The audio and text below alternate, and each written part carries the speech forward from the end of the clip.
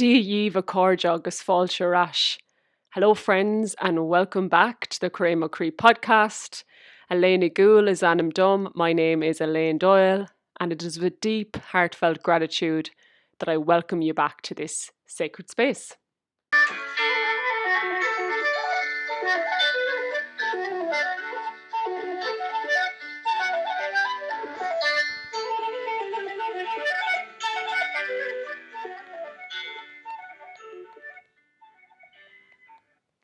How are yous getting on? Yeah, I really hope everyone is keeping well as we come towards the spring equinox, coming out of this deep, long winter in Ireland, huh? What a joy it is to be coming into the bright half of the year. And what a joy it is to be here sharing with you all again. Yeah, it feels good to be back here. Firstly, I am just sending you so much love in this moment from these beautiful sacred lands in southwest Kerry, which is, a very remote part of Ireland. And there is, as always, a lot moving in my heart on these sacred lands. So I'm really excited today to talk about dependency, how we are dependent beings as humans. So I'm really, really excited to get stuck in because it's a big topic and there's lots to share. Lots. So yes, before we get into the juicy topics of dependency, let's just take a moment together to bring our awareness, our conscious awareness from our heads into our body and into our beautiful hearts. So no matter what you are doing in this now moment, just knowing it is safe to bring your awareness into your sacred heart. So tá mé mo crí anish. Tá mé mo crí anish.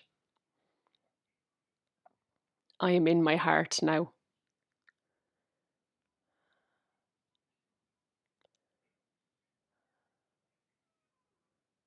And just allowing yourself, while you're here listening to this, to be in your heart space and to just bring that conscious being awareness into this space together.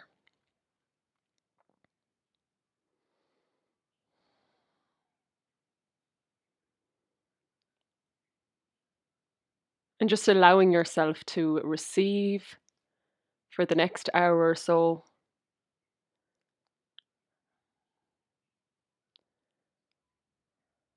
Knowing that you can take what feels truthful and what's in resonance for you and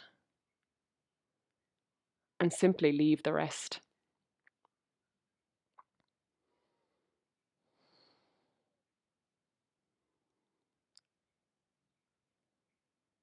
I feel it is a lot easier to receive truth when we are out of our head and in the heart and the body.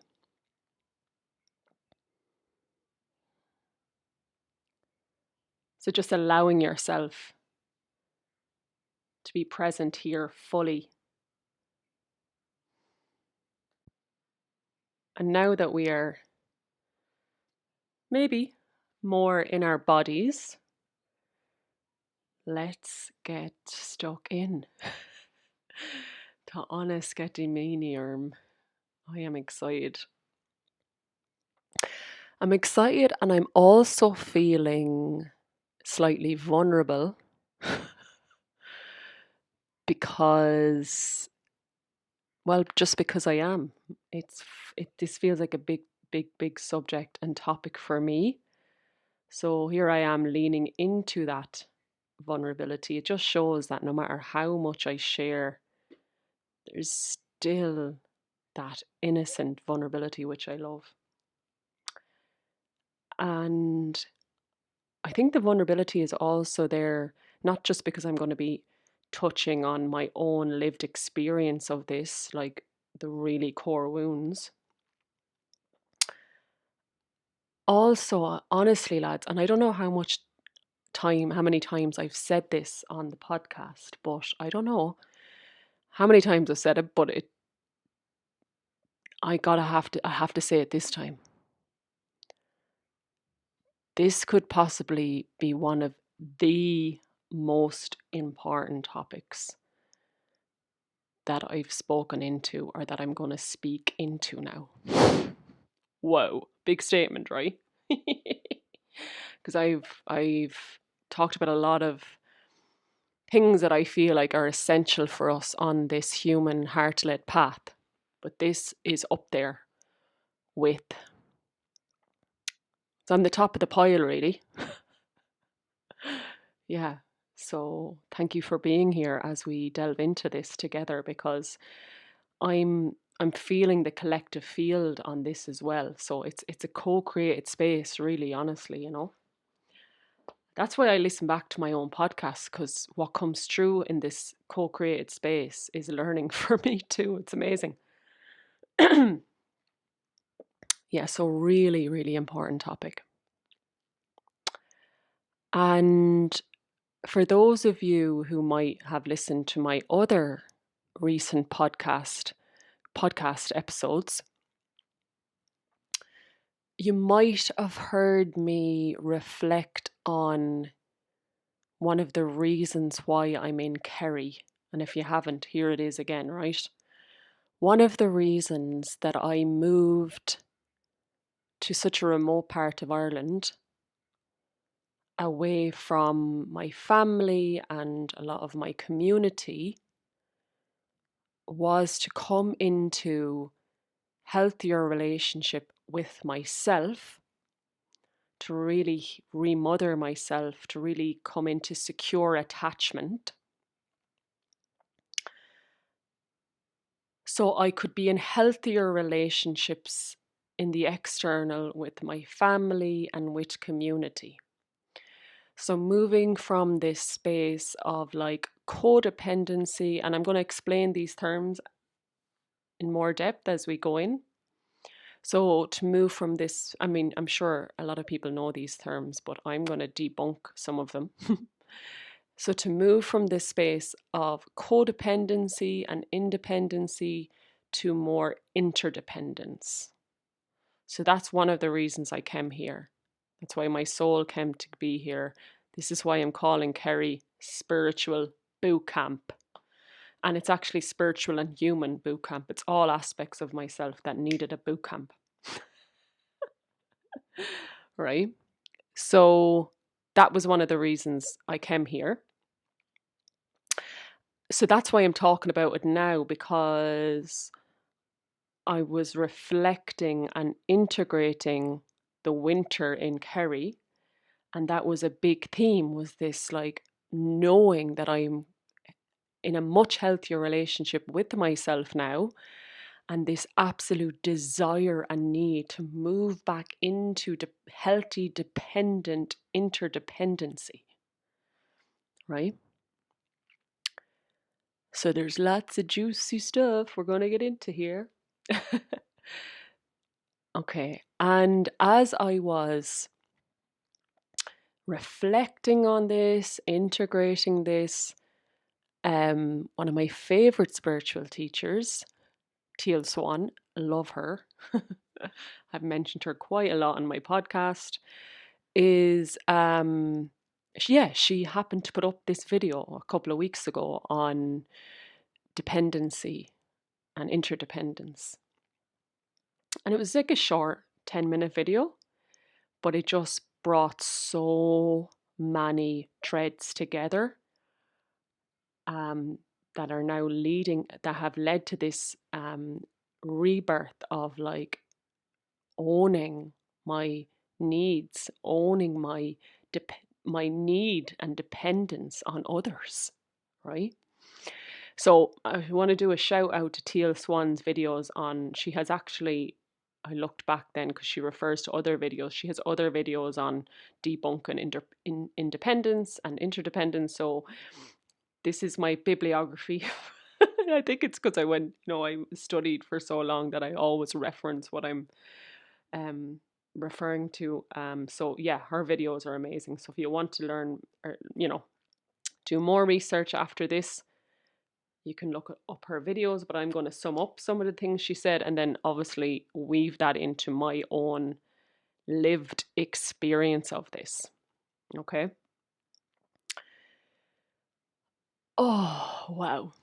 And what feels vulnerable here, lads, is that what is taking me like 36 years to arrive at, some people are probably just naturally there, like at 20 or 16 or whatever, because they grew up with secure attachment styles. So secure attachment is when there's healthy dynamics between you and your caregivers, you and your parents, right?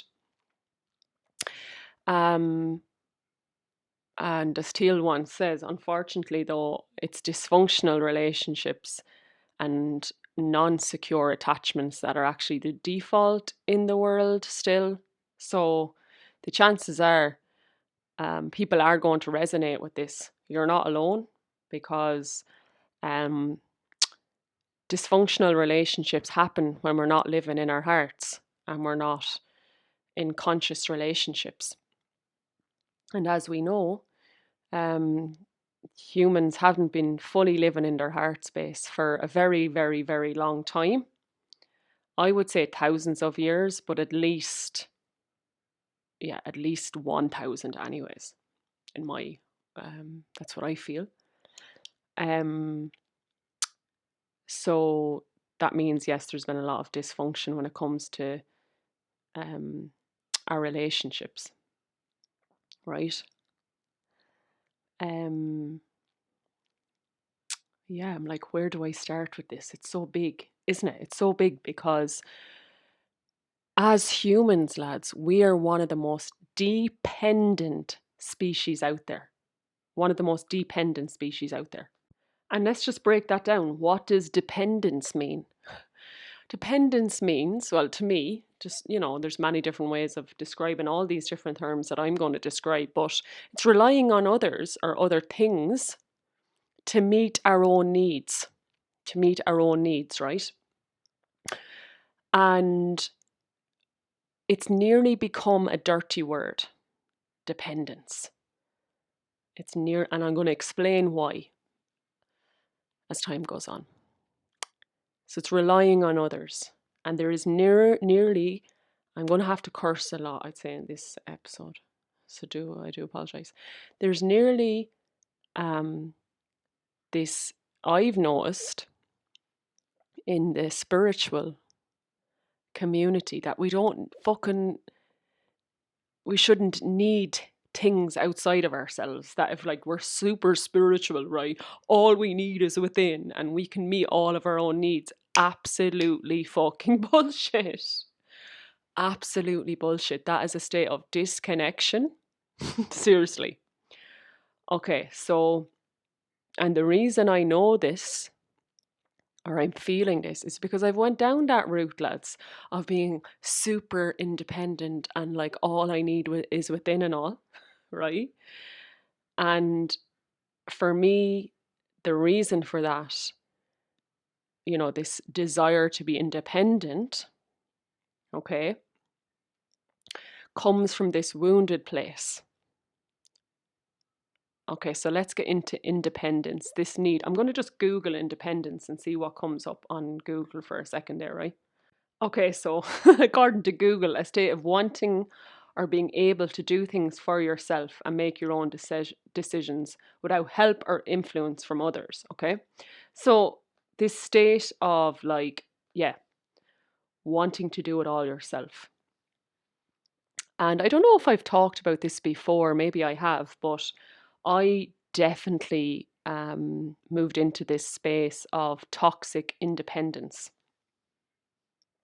And Teal talks about some of this in her videos, and how she explained it really resonated for me, which is like, not how she explained it, but the process of independence is, it's a stepping stone when we've been in toxic relationships, right? It's a stepping stone, which I'll explain in a minute. But um, I talked about like we're nearly alert. We're like the word dependence. We're nearly allergic to it, or we find it very hard to maybe admit that we are dependent beings. It's nearly like a yucky word, right? And I noticed this. I was in the sauna at the weekend, and it came up in conversation, because I was saying like I'm looking forward to, meeting somebody and having children and building a home together. And they were like, oh, you can do all that yourself and blah blah blah. And I was like, oh no, I'm not that kind of person. I don't believe in this independent. And they were just like, the people are actually allergic to us expressing our needs and our dependency needs specifically. And the reason for that, lads, I feel, and this is the social worker and therapist coming in, is because our needs weren't met. Our dependency needs weren't met growing up. So it scares the absolute shit out of us to put that trust now in other people and in someone else, especially a lover again. So what do? We pretend that we don't have them. We try to be independent. And what happens? We can't deny these needs, and they end up unconsciously ruling our relationships, and we end up manifesting people who can't actually meet our needs because we're not actually owning them. We're not actually owning them. So the more I own my needs, nurture and nourish myself, and know that I'm open to people supporting me and loving me and meeting my needs, the more those people are automatically crossing paths with me. So if we suppress them, they're going to leak out in toxic ways, if that makes sense. Okay, I'm going to explain these threads in many different forms because it's, for me anyway, it's a lot to get my head around because we've been so fucking indoctrinated, right? I think there's actually a really dark energy around this, that the number one way to colonize people, to suppress people, is to make them think they're not dependent on others. Right, now I'm getting going. I can feel the fire in me now, lads. Oh, Jesus. I'm going to be here for about 2 hours. And it reminds me, I was listening to a podcast years ago, and it was a decolonization podcast. It was a Scottish guy. I can't remember his name. Anyways, he was saying that one of the worst effects of colonization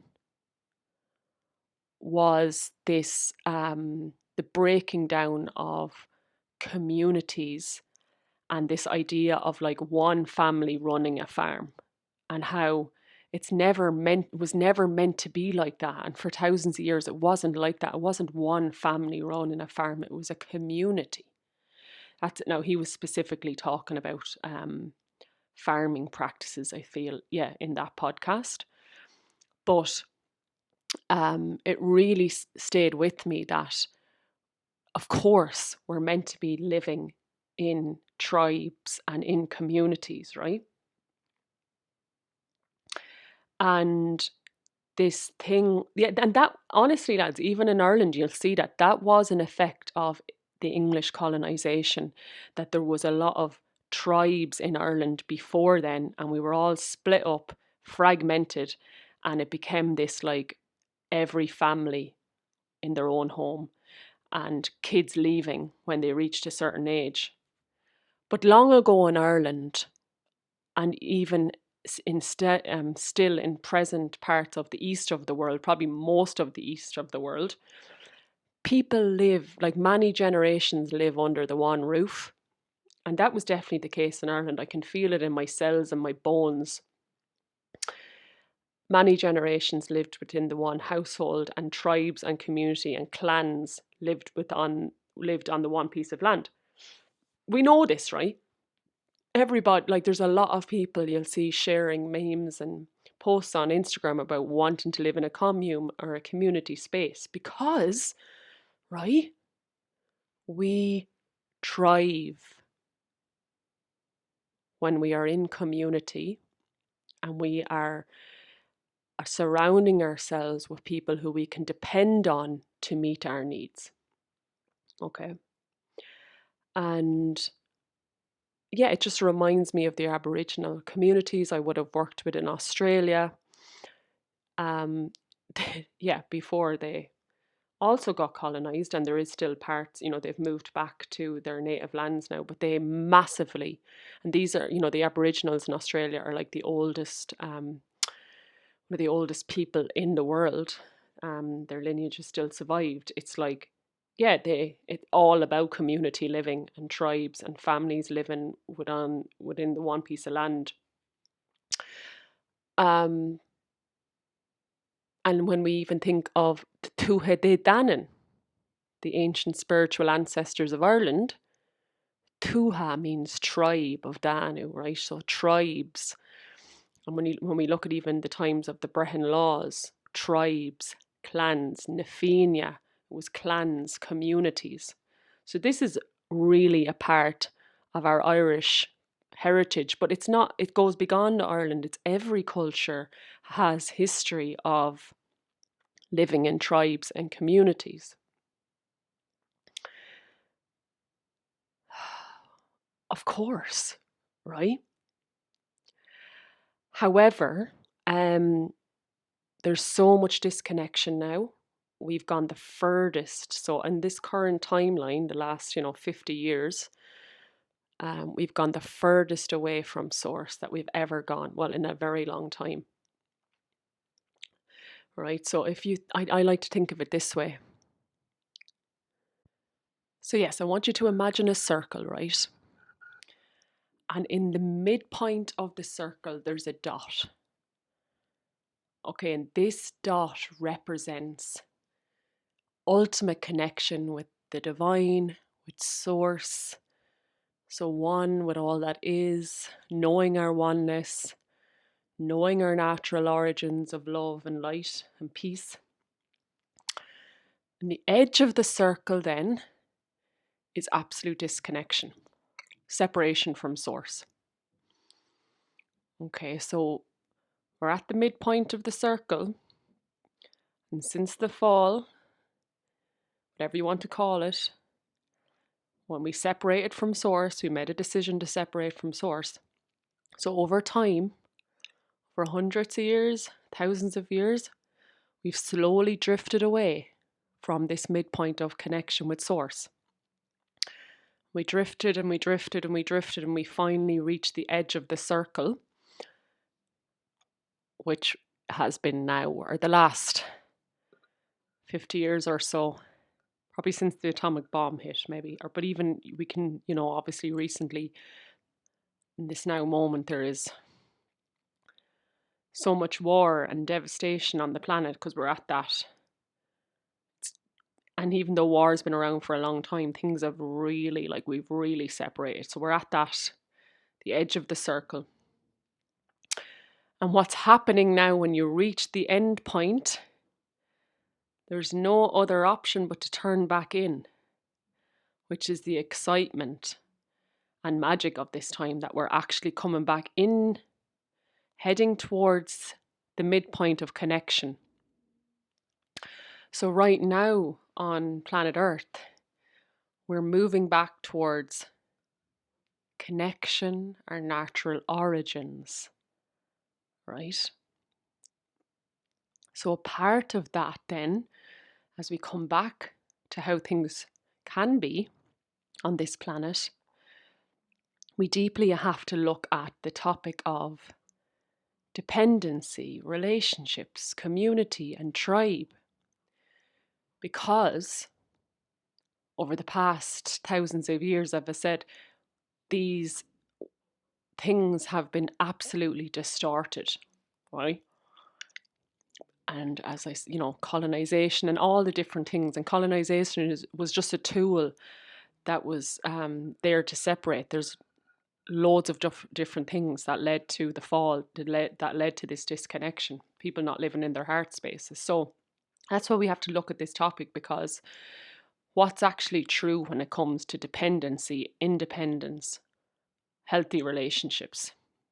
There's a lot to unlearn, and there's a lot to relearn or remember. Okay. And, when I was preparing for this podcast again, I was this is the most I've probably ever prepared for an episode, because it's just incorporates my whole journey, all my healing. Fucking hell. Anyways, one of the things I was reflecting on was my choice of career and how connected that is to this dependency, social community need that we have. And it's the reason I became a social worker. The social aspect of the human need has been my passion since I was a young child.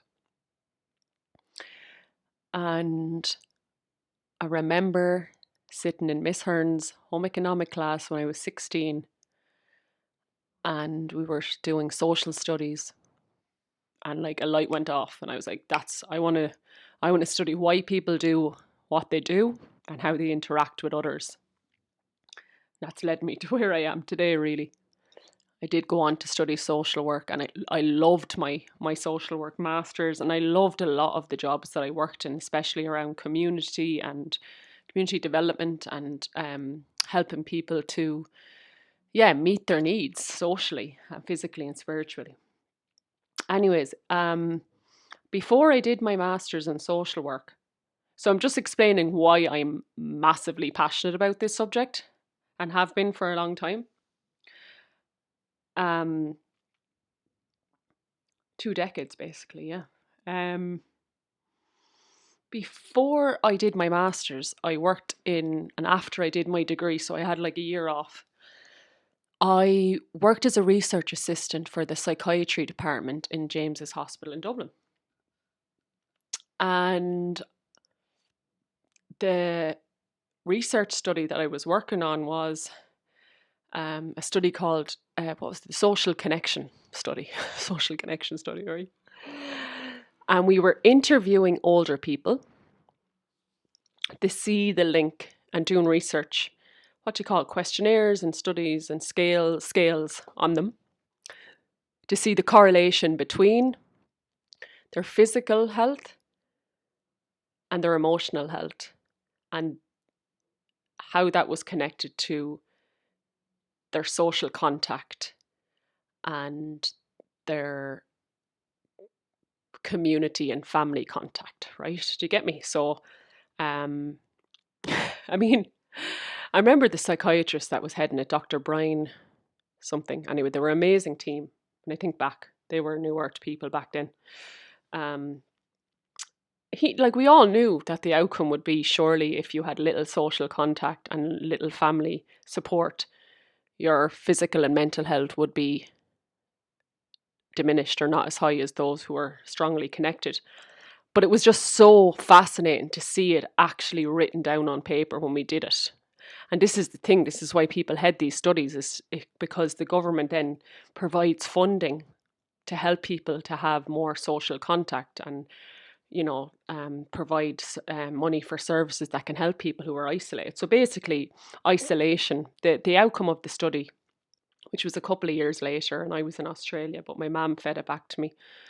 And I must read it again, but we know this stuff, obviously it was people who were isolated died younger, and their physical and mental health was severely diminished because of their lack of contact with other people and their lack of people in their lives who they could actually depend on. Yeah, and I can't help but think of my grandmother at that time, who I talked about the study too, and she was absolutely thriving, lads.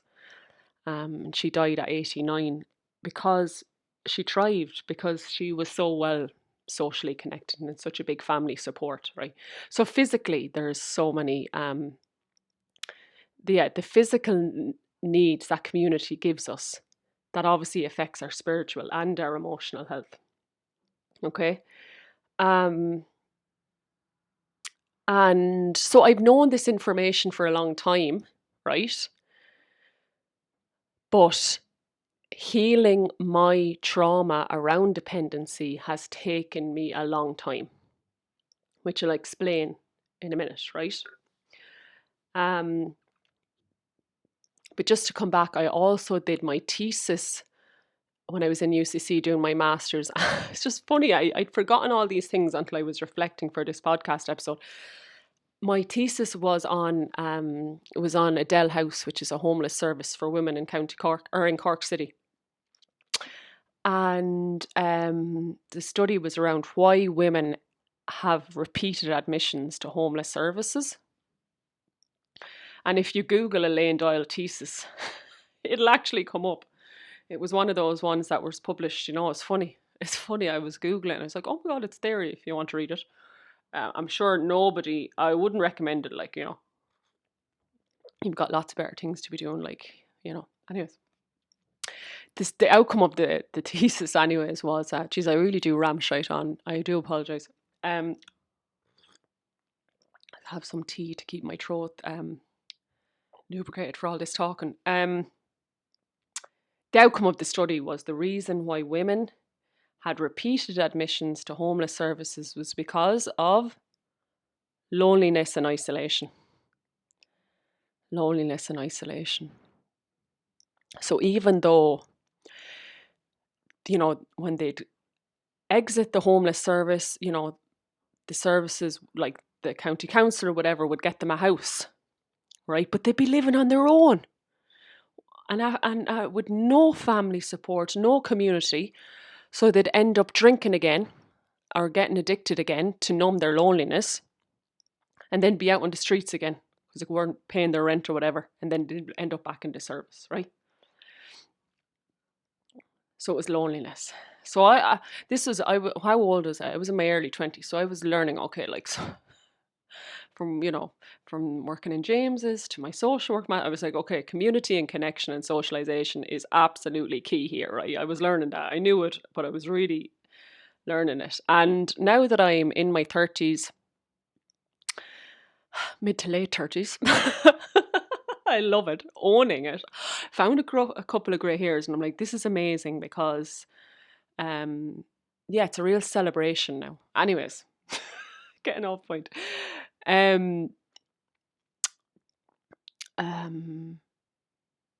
Yes, I was learning. And okay, so you've got this homeless and the older people that I'm referring to, but let me fucking tell you, lads, I don't know if I've already said this, but spiritual people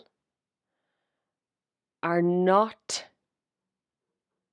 excluded from this role, or this excluded from this need for dependency. So like the homeless person's need for community and tribe is the same as my need for community and tribe. I'm not above anybody else in the human experience. I have those needs as well, even though I'm spiritual and living in my heart. And fuck me, lads, has it taken me a lot of healing to get to that point to realise that again. Ah, God. I am not an island to myself. Nobody is an island to themselves. We will, and there's a lot in this which I'm going to unpack. This is probably going to be 2 hours. Listen to this over the space of a week or two. I have to get this out and explain all the different threads, because I'm not advertising, I'm not promoting all healthy dynamics in relationship just to get your needs met, right? I'm promoting healthy relationships where we can get our needs met. And when I talk about like the spiritual thing, I think when I went down the spiritual path, I got fucking sucked into these spiritual programs and ideas of like, all that you need is within, right? And the universe is within you. And it is, right? There's a lot within me that's magic. But that does not take away the fact that to have a child, I need a man. Or to live and thrive, I need community and and my family around me, like to thrive in the human experience. So we've got to be very careful of those spiritual programs that tell us that, right? Yes, we come into healthier relationship within ourselves, and we come in commune with ourselves and come into unity, and that's community broken down. Yes, yes, yes, right? But that still doesn't take away our need for others to support us. Okay. So that brings me back to, I know there's so many threads here.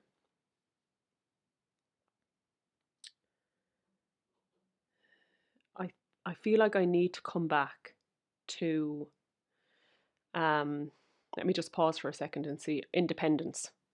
Yeah, so I was saying earlier on that Teal Swan says independence is like a stepping stone when we've been in unhealthy relationship dynamics, right? So if we've grown up in scenarios where the people we depended on didn't meet our needs or were actually abusive towards us, okay, independence is like a stepping stone where we reclaim our power and we heal ourselves.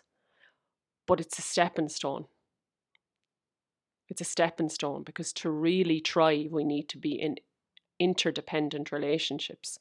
And interdependence is where we meet each other consciously and in a healthy way and meet each other's needs from that healthy, conscious place. Okay? And I don't know if it needs to be called interdependence. I think the word dependence is enough. But because we've skewed the word dependence and has a negative connotation, interdependence it has a more positive sense for people. So I'll use the word interdependence for that sake. But let me just come back to independence. Fuck me. Jeannie Mac, what a distorted, toxic thing this illusion of independence has been for me in my life. Fucking hell. I'm sorry for my cursing now, right? And I'm going to explain this. So because, and if you haven't listened to my podcast, probably the first two episodes I would have talked about this. I was in a very abusive relationship.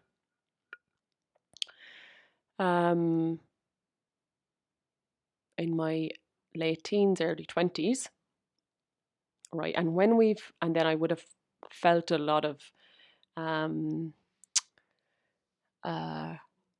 emotional abuse in my childhood, right? So when we've experienced that growing up, we feel that relationships aren't safe and we feel powerless to other people controlling our lives and our mood and our experience in life. So we run away from that into this place of, I need to be independent because people aren't safe and people can't meet my needs. And not only can they not meet my needs, they were also abusive to me, right? So, so my experience with that, lads, right, and this is going to be very unique to me, is that I went from that abusive relationship. I ended up getting in about how many? Probably not that long after that. Maybe it was a couple of months, which is mad when I think back. I met another man who I thought was amazing. And everyone in my life thought he was amazing. Like, you know, going from this like abusive relationship to this lovely guy who was like tall, dark and handsome, and he was a farmer and it was all great, to that ending very traumatically. And that was my last long-term relationship, and that was 2013 that ended. So you can see my lessons here, right? It's now 2025. So what did I do then? Oh my God, I've been completely codependent in relationships. I need to debunk that term as well, codependency. Um, I'll become independent so I won't end up in codependent relationships anymore, right? And I'm going to get to codependent in a minute because that's another very important term. And why do I think independence is toxic? Well, firstly, to come back to the social studies that I worked on, to be independent and to isolate yourself is not going to fulfill all of your needs, and you're not going to thrive, right? That's my absolute lived experience of it, and I've seen it in the studies that I've been involved with. Now, we can have a certain level of healthy dependence on ourselves, where there's certain needs we can meet. And then, I suppose it's called interdependence, then, where you allow and receive and are open to support from the other people and things in your life that you need. Okay. Now, the thing about independence, lads, right, is I think there's this, like, I definitely noticed it, especially as a single woman. Like, I was, single for at least a decade. There's this, like, oh, independence, and I'm independent, and this feminist movement of, like, independence for women and all. It's an illusion. It's an illusion. Why is it an illusion? Let me tell you. Until, like, really just makes it very simple, is that the reason independence is an illusion is because you depend on the food that you eat. You depend on the air that you breathe, right? You depend on your car, which you probably didn't build yourself. You depend on the oil to put in the car. You depend on the earth to sustain you.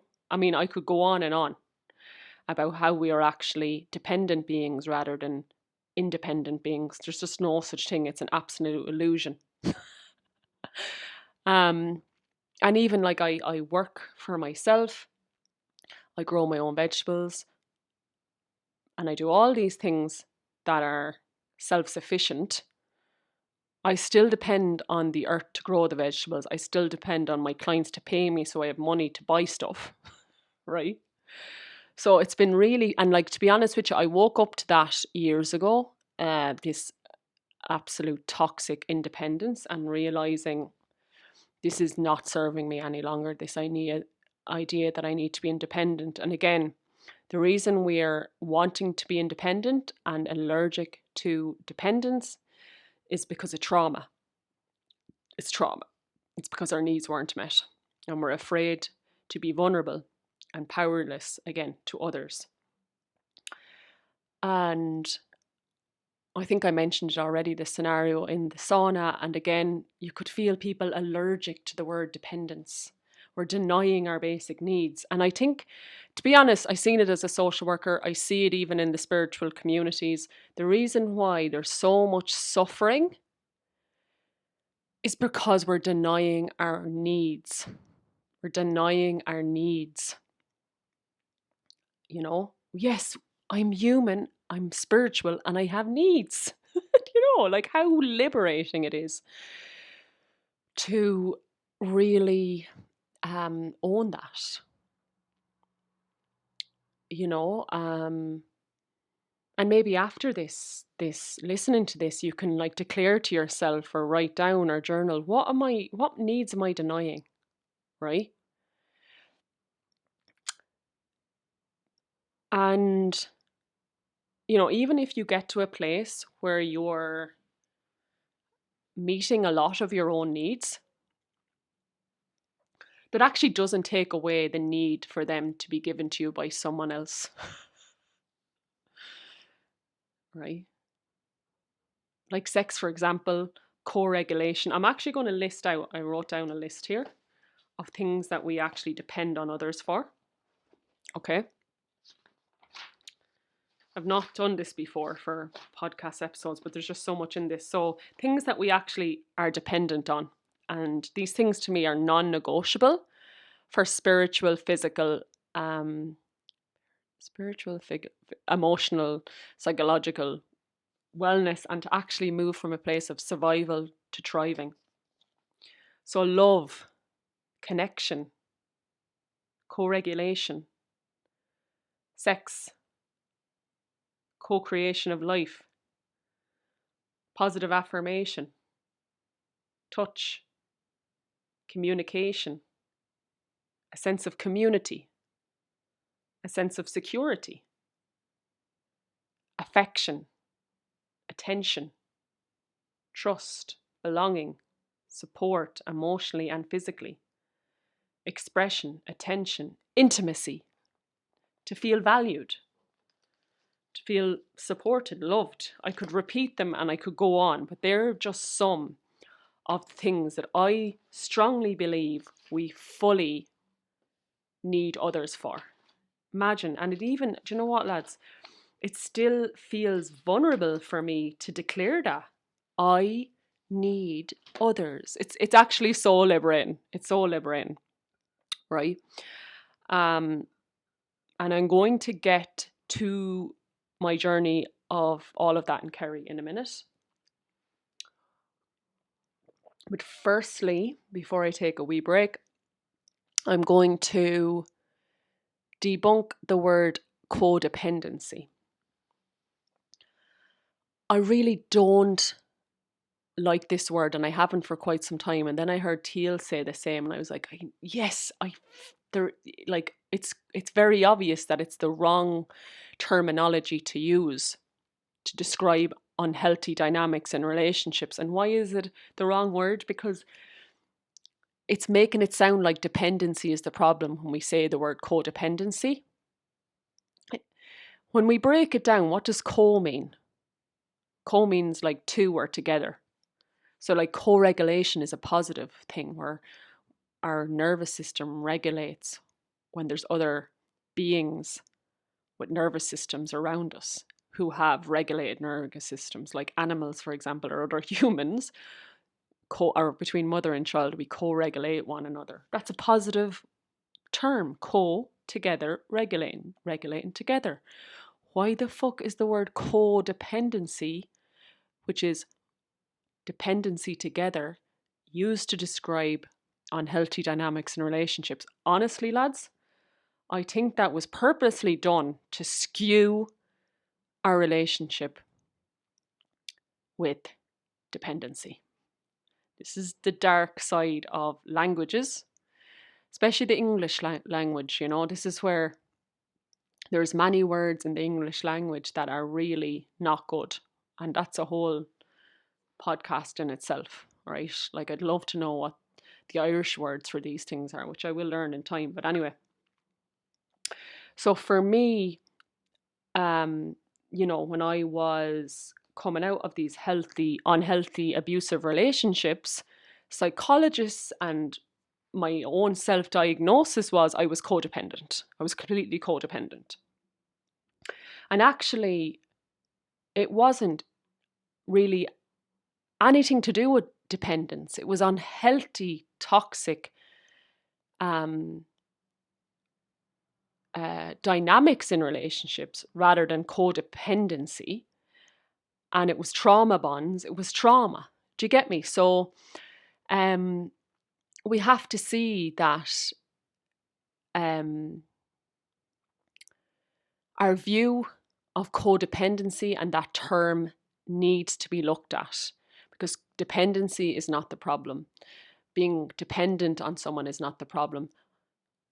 It becomes abusive or unhealthy when we haven't done the trauma work. And I've talked about this before, like trauma bonds, where if we haven't done enough shadow work, we are a magnet to people with the same sort of trauma. So for me, growing up, if my emotional needs weren't met, then I was attracting someone who also wouldn't meet them, right? But because of the diagnosis back then that I was codependent, the answer was, right, I'll move from codependence to independence. When really it was about just doing the trauma, childhood shadow work and moving into a place of trust again and dependency. Learning how to be interdependent, learning how to trust people again. And this is like, yeah, something that I will continue to touch on because it's such a big part of my journey now, is feeling safe around people, feeling safe in social scenarios. And even though I know my environments are now safe, my people, the people I'm around are now safe, because I spent so many years in dependent relationships that actually weren't safe emotionally and sometimes physically, it's wired in my body that people aren't safe and the world isn't safe. And that's, another subject of regulating the nervous system, because we've been dysregulated through trauma and abuse. So that's another subject. But I believe now that this term like social anxiety stems from that place where people aren't safe and the world isn't safe because of, traumatic abusive scenarios. And this need to like be a monk and, live in the woods by your own is actually a trauma response to the world isn't safe and people aren't safe and it's not safe to trust other human beings to meet my needs. Right? And when we learn to trust again, and when we come into a deeper, healthier relationship within, where we cultivate a lot of self-love, we actually are well able to manifest people in our lives that meet our needs and are safe to be around, and that we thrive around then living with them in community. I'm laughing because it's just like, this is just really, really magical for me to really come to this solid realization now, because I don't think I would have opened enough space in my heart to allow my actual future partner to come in, because there was this part of, I need to be meeting all my own needs and inner union and divine masculine within and all. And it's like knowing where there's distortion there and seeing that.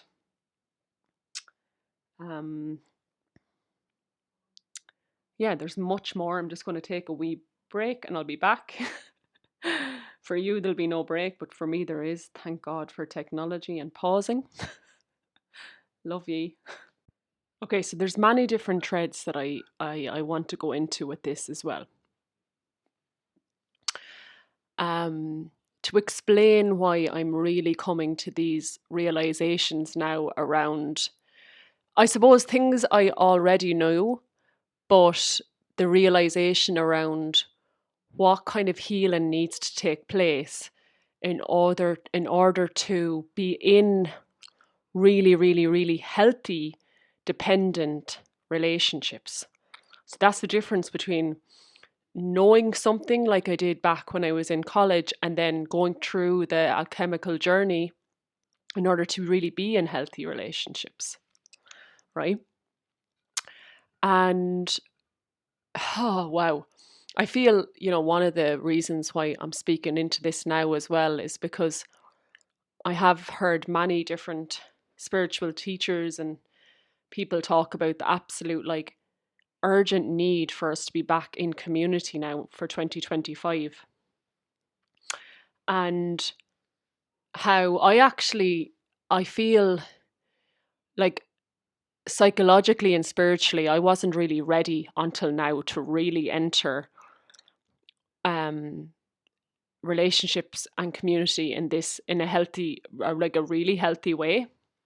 So there is a period of solitude and healing that's needed, I feel, well, in my personal experience, to enter community in a really healthy, dependent way. Okay. And that's, what Chroí has brought me into, as I said, healthier relationship with myself, and that ripples out into our relationships. So I just want to say, and I did a whole episode back in, was it June, July last year? And it was called Embracing Solitude and Off-Grid Living. And I talked about how we can no longer seek outside of ourselves for that which only can be given by ourselves or to ourselves. So I hope I'm not contradicting myself, but because it is complex, there's many threads here. And what I want to talk about is that there's an inner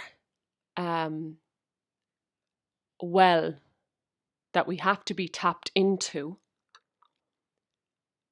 We have to really, really clean out the trauma within us to really be in healthy relationship in the external. As within, so without. So unhealthy relationships happen in community, happen in relationships when we're not tending to our inner world. That's my experience. So for any of you who have read Anam Cara by John O'Donoghue, he explains that concept really well. The book is really centered around the idea and Celtic concept of Anam Cara, meaning the soul friend. So finding the soul friend, the Anam Cara, within and in the external. So it's both. It's union, inner and outer. It's not separate. We don't just look for the external and we don't just have the inner. It's both. And he was saying how embracing solitude, doing the inner work, allows us to find the soul friend within, and then that leads to it in the external. That's been my experience, lads. However, and what I've seen in my own experience is that you don't have to go off to the Himalayas or Costa Rica to be in solitude to do the inner work. You can actually do it while you're living with people or living in close proximity to community and just have strong boundaries.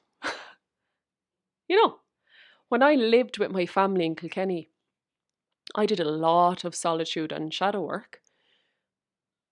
So it's very doable even within a family unit or within a community setting. And I think, for me, when I look at my birth chart, astrologically, rising Pisces, North Node Pisces, Cancer Moon, Taurus, it means that I fill myself up by solitude and space to myself. And since I've really learned a lot more about my astrology, that's really massively helped me, especially in recovery from burnout. Being the social butterfly, being the crack merchant for a lot of my 20s, knowing that you actually fill up not just by being in community, but by the complete opposite, has really served me. And I believe, all of us, every human being contains aspects of all of the planets, no matter what our star sign is. I think we all need times of being a hermit, right? To fill ourselves up.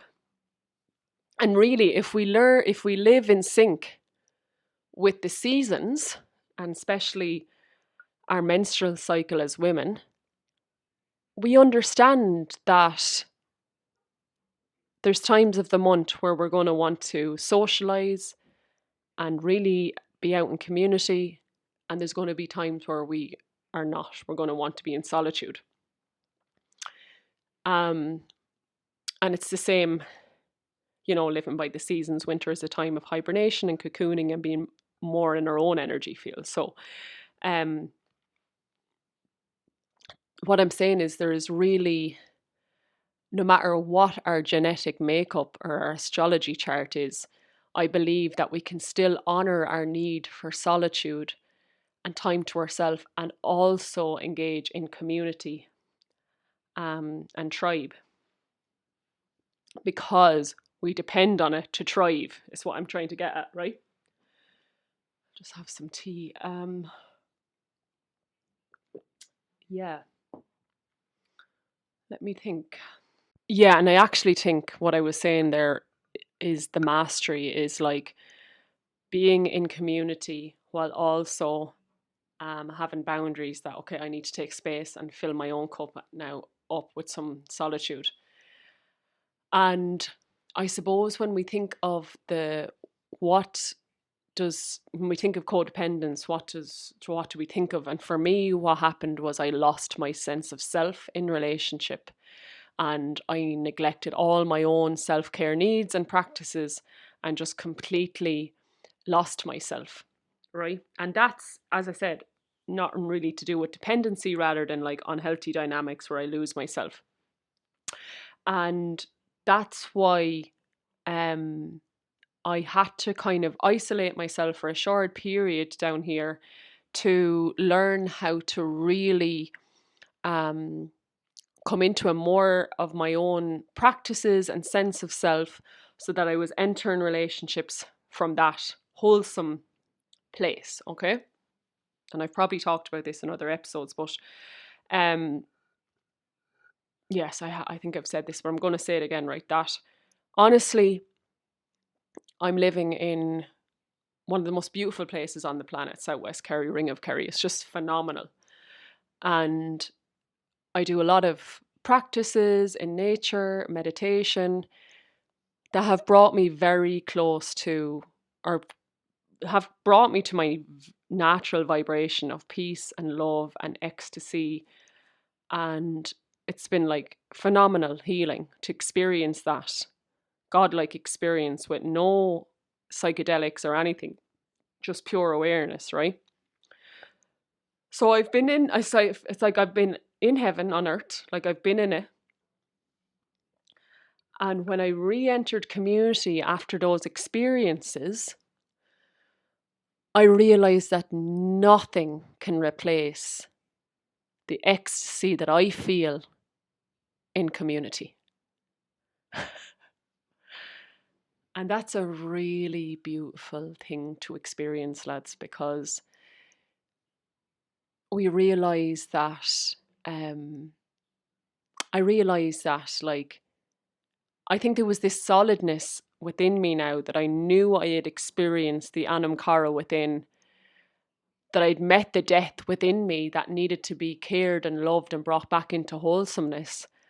And when I re-entered community, it was like even more magical and more intense, because your well is cleared and full. And I mean, that's ongoing. There's still obviously wounds and trauma. It's different things that I'm working through, but I have reached a point where there's just a very strong sense of peace and wholesomeness within. And when we re-enter community, it's a lot more healthier, or it's not even, no, it's a lot more magical when we're whole within. And the reason, that I took solitude a lot, probably since 2023, there was a lot of time away from community. And the reason for that, lads, was because I had fell back into unhealthy dynamics in relationships, even on the spiritual path. So I really had to pull back. And I probably shared it, but I burnt my feet. Like, I woke up and my belt end was on fire. And this high that I was experiencing through community, I was becoming addicted to it. And as a result, I was burning myself out and not listening to my womb, not connected enough to my menstrual cycle. not listening to my body's need for retreat and solitude and rest. Okay, so that's where we come. Yeah, and I wouldn't say I moved then into independence. I didn't. I just moved because I was living at home and then I was living with my partner. I had support. I had dependent people in my life who I could depend on, but I wasn't out socializing at big community events as much because, yeah, I really needed to reorientate myself, fill my own cup up, recover from another burnout, and then re-enter in a healthier place. So yes, very, very aware that there's many threads here, but there is. It's not, it's very important for me not to just be linear with this and say, yeah, we depend on others and that's it. There's a lot of complex threads to it when we're talking about coming out of a disconnected lineage or a traumatic childhood where our needs weren't met and it wasn't safe to depend on the people around us. There's a lot. Back to the thread then of Kerry reflections on the winter here. I had some big lessons, right? So as I came out of the winter, I realized that there is so many things that I can source from within. Because there definitely was, for many years for me, an unhealthy reliance on others, especially as like a rising Pisces, Cancer moon, like they're both water signs, very emotional, very sensitive, that it was easy for me to just like outsource support. And over the last few years, and especially since I came to Kerry, I really over the last few years, in fairness, journeying a lot more and really becoming my own soul friend within, because I actually have a huge amount of ability and spaciousness now to hold for myself that I was outsourcing. And that doesn't mean that our friends and our community can't meet our emotional needs. But as I said, there's the inner well as well, where we can really, there is a lot of things that we can source from within when we're really connected to source and to God, right? So that's what, I was reflecting on the winter, was I really met that death inside myself, and I was really able to hold that and hold a lot of spaciousness from within, okay? And then I also realized that I'm getting to this point where being isolated now down in Kerry is actually not serving me at all. Or is not even, not that it's not serving, but it's not sustainable for much longer. It's not sustainable. It's definitely not sustainable long term. Yeah, I think that's important for me to restate actually. It's more that it's not sustainable and that change is needed rather than it's not serving me at all. It still really is serving me being here actually, and there's a lot of magic still unfolding, which I'm really excited about. But I just got a big wake up call with my ear that really made me properly reevaluate my needs long term, which is a beautiful thing, you know, after, as I was saying, all the winter reflections. So I'll just share what happened, which was, okay, so I'm listening. I'm like, okay, the reality is, lads, right? I'm not sure if I said this, but since I moved to Kerry, I've spent a lot of time traveling back east to where my family and community are. Like I went home for Christmas because, like, of course, I shared, it was probably the healthiest dynamics with my family that I've maybe ever experienced because of the healing that I've done, the healing that has happened in my family. And of course, I want to go home, and it was so nourishing, right? And there was different things that were on. For example, um, the turning of the wheel of the year, you know, like so Samhain and Buíochas, the winter solstice, being with community around those times is absolutely vital and essential, which I absolutely learned. To be around my tribe who get it, who fully get it, is actually non-negotiable for me. So because of that, I spent a lot of time traveling back, and that is absolutely exhausting when you live in Southwest Kerry. And it's not that there isn't amazing community here, there is. But I actually haven't stayed around long enough to really nurture that, because I'm traveling back to family and I'm going to, Newgrange and Solstice and things like that, because they're really, really important to me. But that did make me quite isolated then down here, which is just a fact, right? And I realized actually what's really important for me long term isn't necessarily living in one of the most beautiful places on earth. It's about having my needs met, and those needs, the priority on the top of those lists are community, family, support, spiritual kinship, being around your tribe, right? And as I said, there is magical people here, but like my long-term community and family are obviously on the other side of the country. So I was hearing this, but I wasn't really acting on it. And then when we don't listen, I think, this is when we manifest illnesses. And I got a really bad earache after Bridget's Day.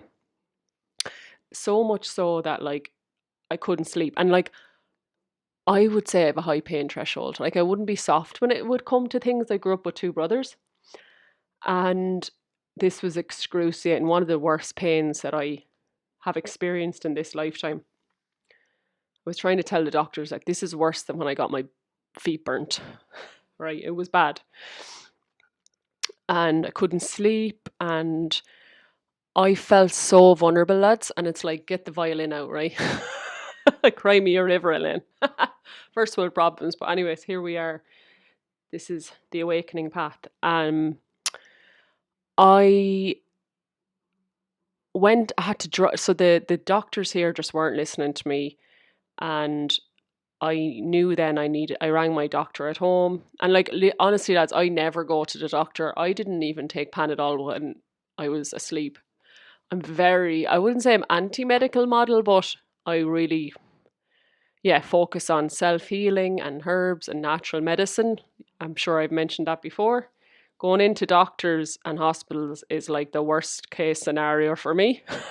But when you just know you've reached that point where you need that medical intervention.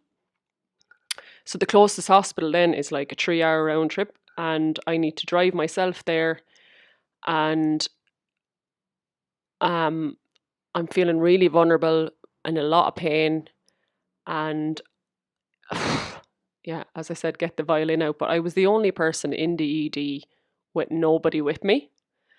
And I was like, how have I allowed this to happen? Like, this is not, given my background, social work, community, I was like, this is not good for me. I put myself in a position where there wasn't someone that I could fully depend on when I'm unwell, and that felt really vulnerable. And I suppose I have, and this is another episode, I have probably difficulty asking for support and help massively, which I'm now healing and opening myself up to. And that's why it is nice to be around family, because you kind of don't even need to ask. It just happens, especially with my mum. Like, she's amazing. Our relationship has really come into such a healthy place. And I didn't want to ring her in the midst of when I was unwell, because I didn't want to, with my ear, because I didn't want to worry her, what mothers are like. So I rang her when I got it sorted. Which I'll explain in a minute. And she was like, Elaine, if you told me, I would have come down and brought you to the hospital. I know how vulnerable we are when we're sick and unwell, and you shouldn't have had to do all that yourself. And I was like, oh my God, I need to move back to the east of the country where, like, when you are unwell, there's just people there. And as I said, there is beautiful people here. I just haven't invested enough time and spaciousness into that because of the reasons I said. And there is just something about when you have a healthy family that you just kind of, there's, to be honest with you lads, there's stuff my family of blood that will do for me that I wouldn't even expect my community to do. Even though I'm opening myself up to that now, actually, I'm seeing that there's distortion there. There fucking is. I'm also calling in community and friends that we can meet our needs in this really deep way. But the reality is I can also very much depend on my family. And like when I burnt my feet, my mom was just amazing and my dad is amazing. So, so where was I with that? Yeah, my mom been like, yeah, I would have come down. And I realised that it's all well and good being in this wild, beautiful place when you're well, but then when you're unwell, shit hits the fan. You know what's really important? And this is coming back then to realising I have needs and I depend on people, and that's okay. Actually, it's needed. And this is where I'm going to really open myself up to receiving more healthy, dependent relationships in my life and overcoming this difficulty of asking for help and support. It's really what I'm working on right now. So to come back to my ear, what was happening was there was loads, like a massive ball of wax that through wearing earplugs at night, I had shoved in so far that it was damaging my eardrum, and the eardrum was hitting against nerves, and the nerves were sending pain all into my mouth and my ear. And it was like, as I said to the doctor, it was like a hurley. Someone hit me across the head with a hurley a few times. Like I couldn't, it was just so painful. So he was amazing. He removed the wax and I felt instant relief. It actually was that simple in the end, but and he was, as I said, an amazing doctor, like, and he was so attentive and supportive, and I was just really like, I depended on him so much, you know, and I was so glad of him. And I realised all the drive home then from Chroí Hospital, I was like, what was I not listening to? What was I not hearing? Why did I nearly become deaf with so much wax? And the thing I wasn't listening to was my dependency needs and how it's okay to depend on others and be around people who love you and it brings them joy to serve your needs. So I think this is a big wound for Irish people, lads, right? Or maybe people in general, where we have a difficulty depending, as I said, on others or asking for help. And what I absolutely know to be true is that people who love you, it will bring so much joy to their lives to meet certain needs that you have. It will bring them joy. Like it brings my mother joy to do that. And remember when she was on crutches, I really looked after her and that brought me joy. I think we have, as again, trauma from growing up in childhood that it's going to put people out and that we have to like make ourselves invisible and not have any needs. It's trauma. Okay. And I know this from my recent past relationship, which was just so healing. We were so dependent on one another to nurture and meet each other's needs, but in the most beautiful way. Like I remember, and we broke up because we weren't actually compatible, right?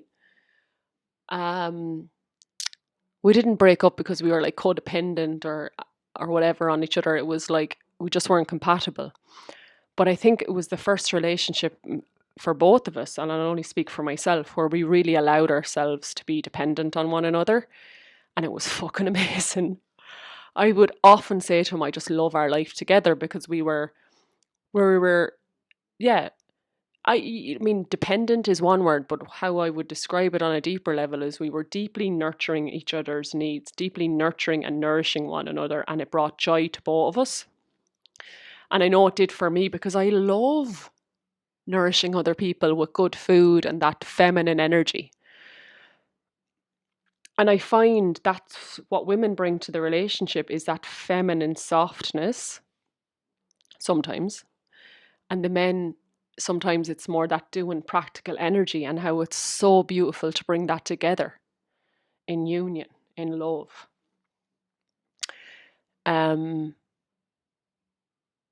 So yes, when I really reflect, given my childhood experiences,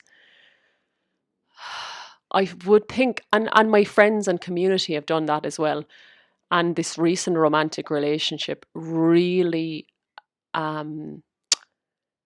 healed my relationship with what it means to be dependent on others, and how we have to soften up and allow ourselves to become held by others.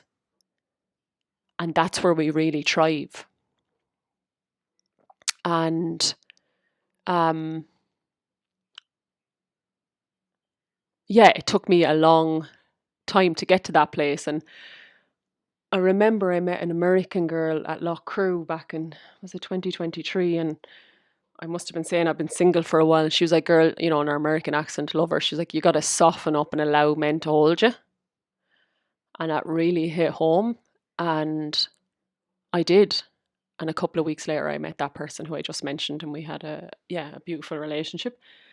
So like, and if you're denying that need to be held by the masculine or the sex that you're attracted to, we're going to unconsciously then attract unhealthy relationships to get those needs met, if that makes sense.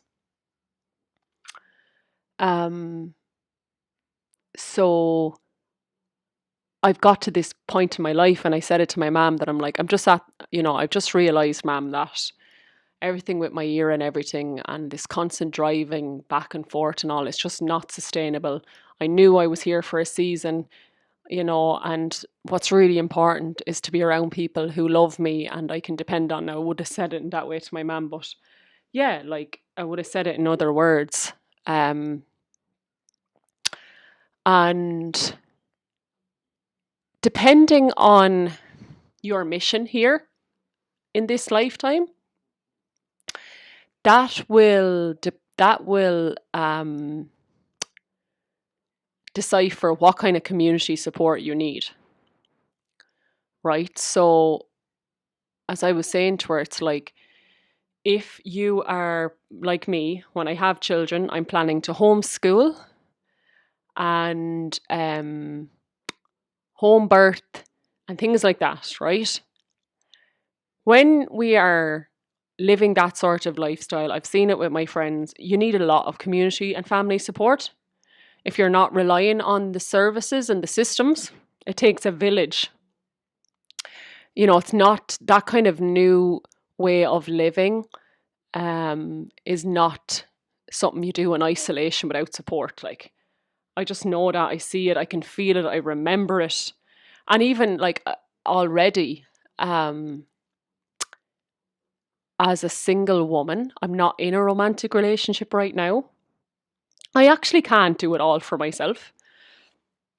It's physically impossible. I can meet a certain amount of needs myself. Yes, that's true. But I definitely can see how to thrive, I need support.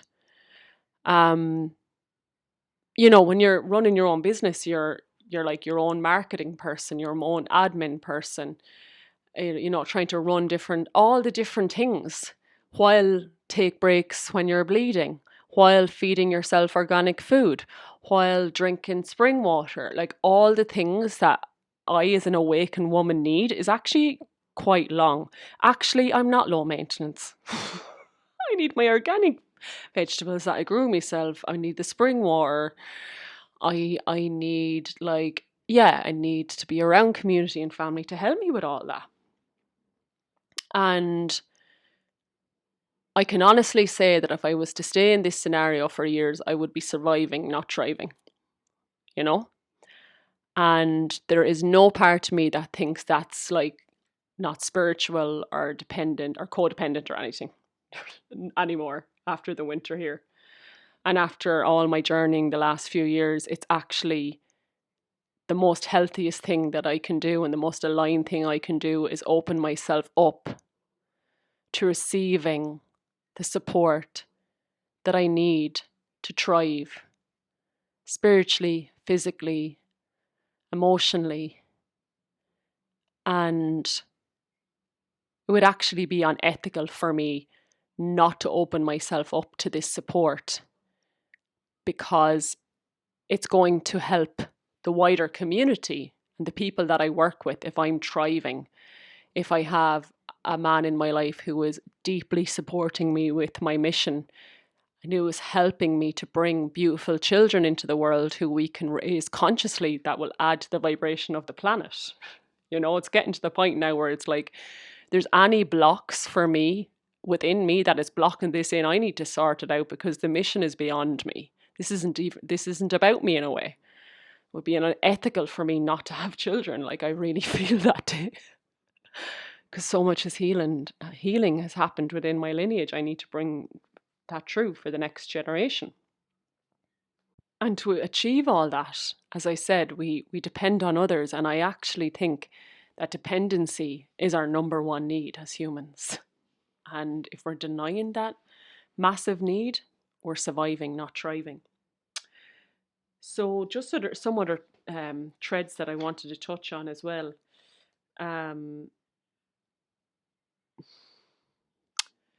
You know, it's very easy to judge other relationships, what's codependency or what's dysfunctional. And I think we have to be very careful. Is there ever any need for us to judge anyone else's scenario? And, you know, maybe I haven't touched on this enough actually, is because I was in such a, I had distorted views growing up of dependency because my needs weren't met. And then I was in an abusive relationship. And then I came into this toxic independent stage. I used to label other people as needy and codependent. And that was my own projection, lads, because I didn't feel it was safe or healthy to be in dependent, close relationships. Oh my God, when I just reflect back now, so many judgments I made that were completely incorrect and not valid around, oh, they're in a codependent relationship. Oh, he's so codependent, because I didn't think relationships were safe and that it was okay and safe. You know, this kind of like view of dependency as being weak. I really feel like there's a belief out there that dependent makes you weak. Wow, like I just can't believe how long that distorted view lived within me. It lived within my psyche. Yeah, anyways, coming back to viewing of others. So as I said, it isn't about dependency being the issue. It's about whether the relationship, to me, in my perspective, is healthy or dysfunctional, right? Is it empowering or disempowering? And this is going to vary for everybody. So what's disempowering from one person will be beneficial for another. And that's why we just focus on our own gardens and never mind other people's scenarios, because everybody's needs are different. We have core needs that are the same, you know, food and shelter and things, but how our physical, our more detailed physical needs are different, especially as we get older, or as babies, we're completely dependent. So, you know, for example, there is couples that will spend every minute together, every day for years, decades. I know people like this who don't spend any time apart, and that really works for them. And it's completely healthy, and they're thriving, and both people are thriving. And for other couples, given their needs and their astrological makeup and things like this, it might be really healthy for them to have time apart. Right? I know couples like that as well who actually are married, and because of work scenarios and commuting, they spend a couple of nights away from each other a week, and that really keeps their relationship healthy and empowering. So it's very important to realize that we all have different needs and not to compare ourselves. Oh, I should be able to spend all my time with my husband because my friends do. Given our childhood experiences, our genetic makeup, our personalities, our intimacy needs, our dependency needs will vary. So that's really important to say as well.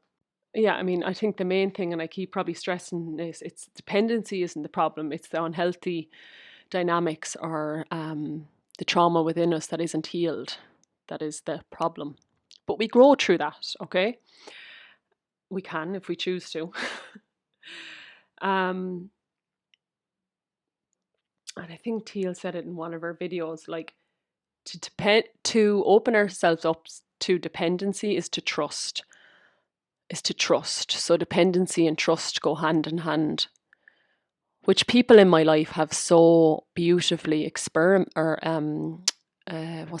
so beautifully shown me. You know, I'd seen my friends in these beautiful, healthy, dependent relationships, and I'm like, how did they manifest that?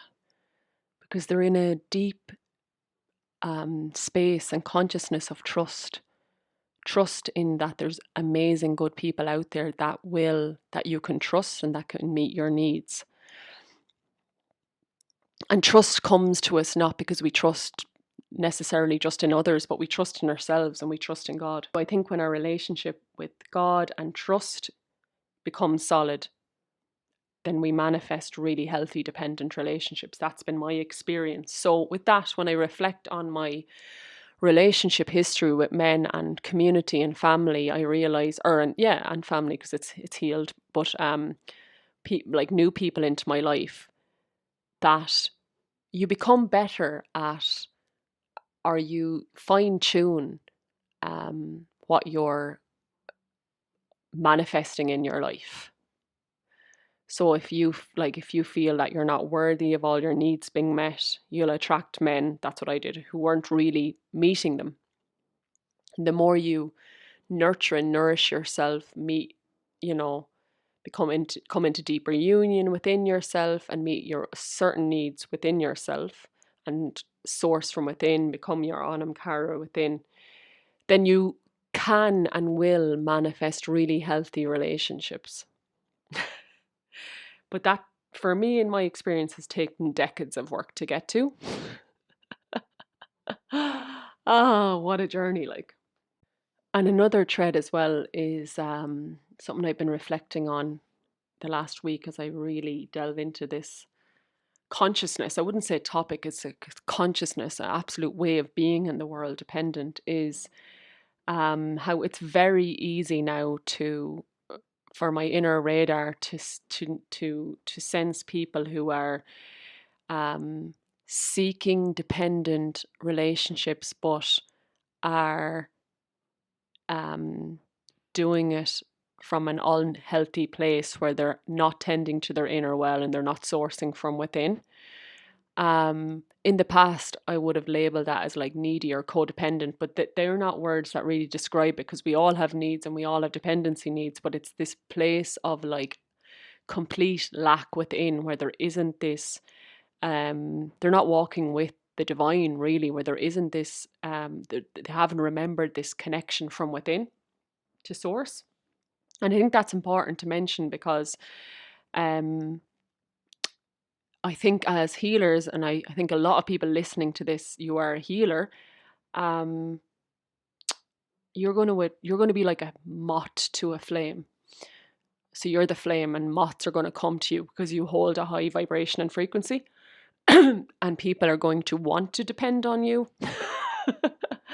And this is where like having solid boundaries and as I said, allowing yourself to be in really healthy reciprocal relationships where your needs are getting met. And I've said this to my friend Aoife a lot, that a lot of the time in my past I was dating men who should have been my clients, not my partner, because I was just holding a lot of space for them. And again, that comes back to my wounds of not like growing up feeling like I had to hold space a lot, being that healer and not getting my own needs met. So then I brought that into romantic relationships where I didn't feel like worthy of getting my needs met, and I was the one holding all the space. So that's you attract those people in when there's a lack of worthiness or love within you. But it is something to be mindful of when we're on the healing path, that you as a healer also need to be held. You also have needs. It's very important in your community and in your romantic relationships to have reciprocal relationships, reciprocal, balanced relationships. And as I said, we heal that over time when we come into deeper love and worthiness within ourselves. Um, yeah, yeah. And just another point on that in terms of like reciprocal relationships. There is times I've experienced in relationships that reciprocal and healthy and balanced, but there's times where one person is going through a really difficult time or a dark night of the soul where you end up holding a lot of the space. But then things flip and you're the person that's having the dark night of the soul and they're holding space for you. So it's not always going to feel fully balanced, but in the totality it is. And I think that's important to say as well.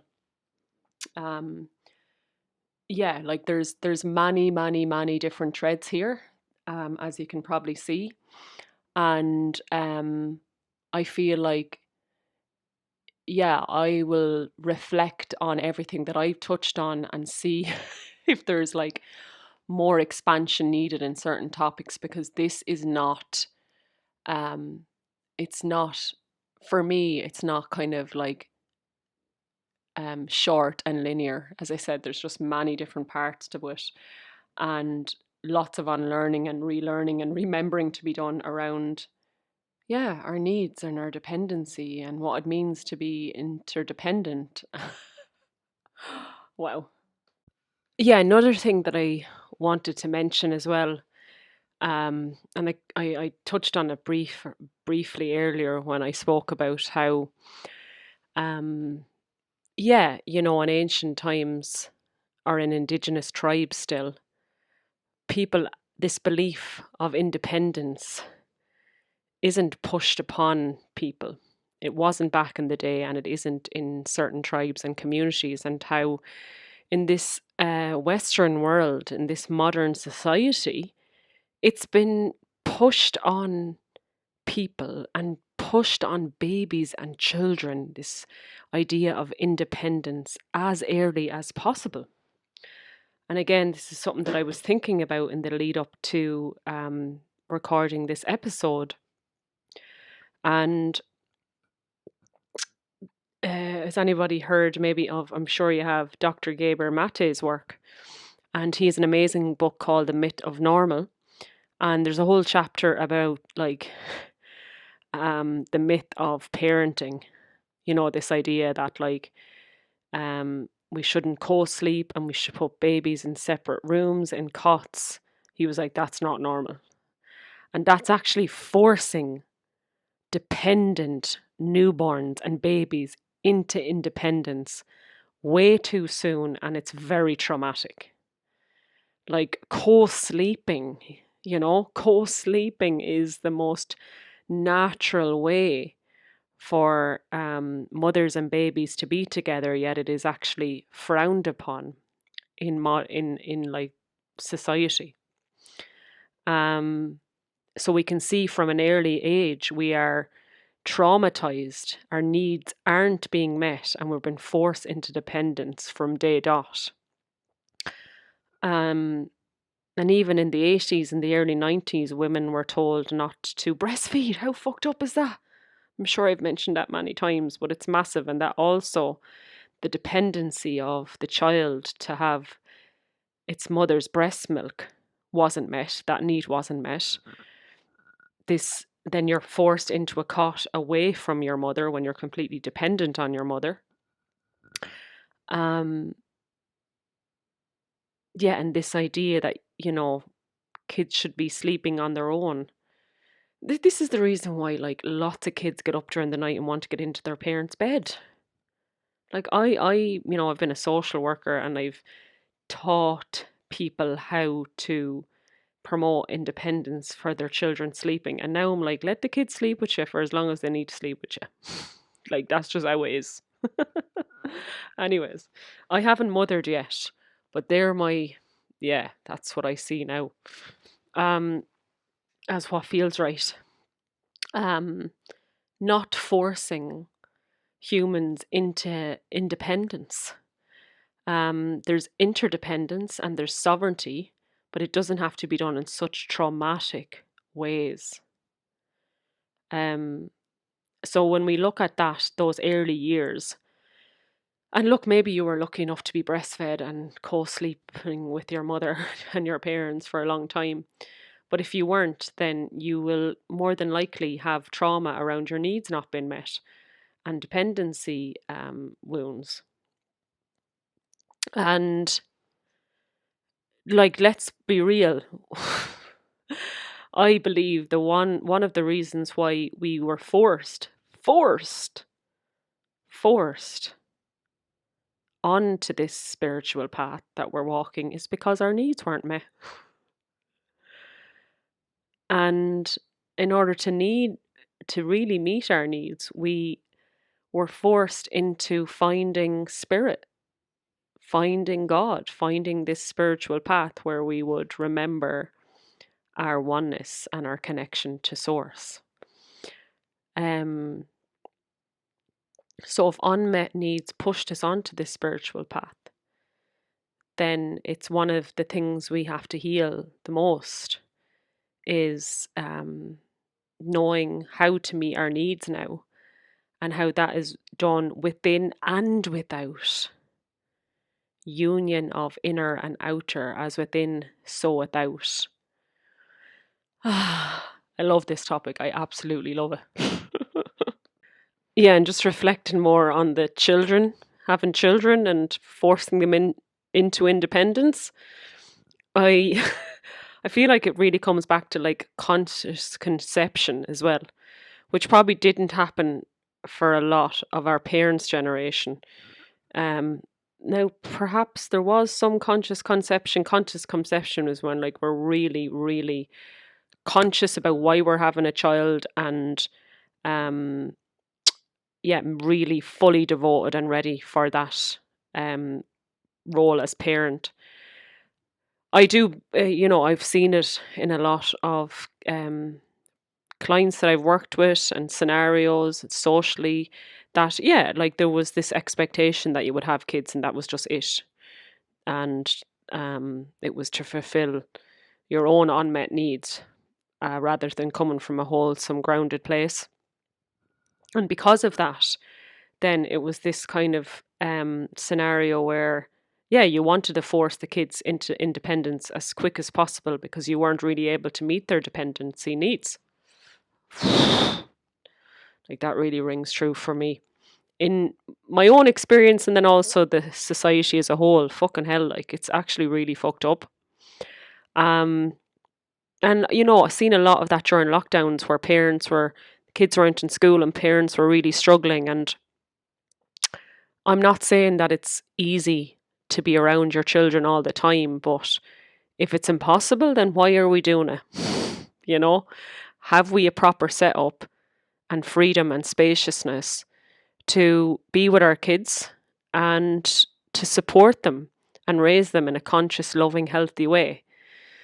Um, you know, have we had kids for the right reasons here? And for me, that's how I know I'm going to need a lot of community and family support around me when I do birth kids, because I don't want it to be this scenario where I'm sending them to school so I don't have to be around them, and or not be around them, sorry, but like, because I don't have enough support at home. And that's the reality. It takes an awful lot of support to really want to raise them in a different way. And there's no judgment around, and I've said this before, around what you need to do, like for your, especially as mother, to be well in yourself. You do whatever you need to do.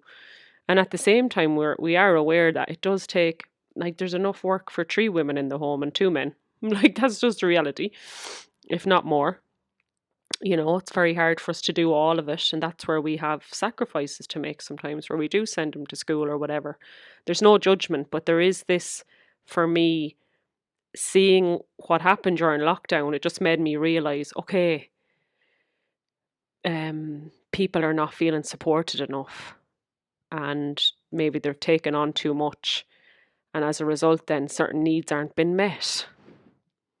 So I think we have to be very conscious in how we um, call in support to raise in really conscious, loving ways that allows the dependency needs to be met in a wholesome way. And I've also thought about the fact that, like, okay, so if I have kids, um yeah, like, maybe they'll want to go off and do their own thing, but I would love, space on my land for them to build a cabin if they did want to live there um long term. It's like, I think that's how it used to be. Well, in the older days in Ireland, you lived with your parents until there was a dowry and you were married off. And there's yeah, there's only just there's certain distortions in the dowry, but this thing of course you would stay within the family home until you were married, because yeah, you who wants to be off living on their own isolated, and if there's other really nourishing scenarios to move into, amazing. But this idea that, like, we should live in homes on our own, and I just I just don't think that's good for people to be completely isolated and fending for themselves, trying to be an island to themselves. Um, yeah, I just really don't see that as a way of people thriving, as I mentioned in the different social studies and research. Um, and yeah, like, worldwide, we're in this, like, housing crisis that isn't just in Ireland, it's everywhere, really. America, Australia, like, everyone, a lot of countries are experiencing this. Like, I think in New Zealand, the average house price is 1 million, so it's like, and obviously there's an exchange difference, but still.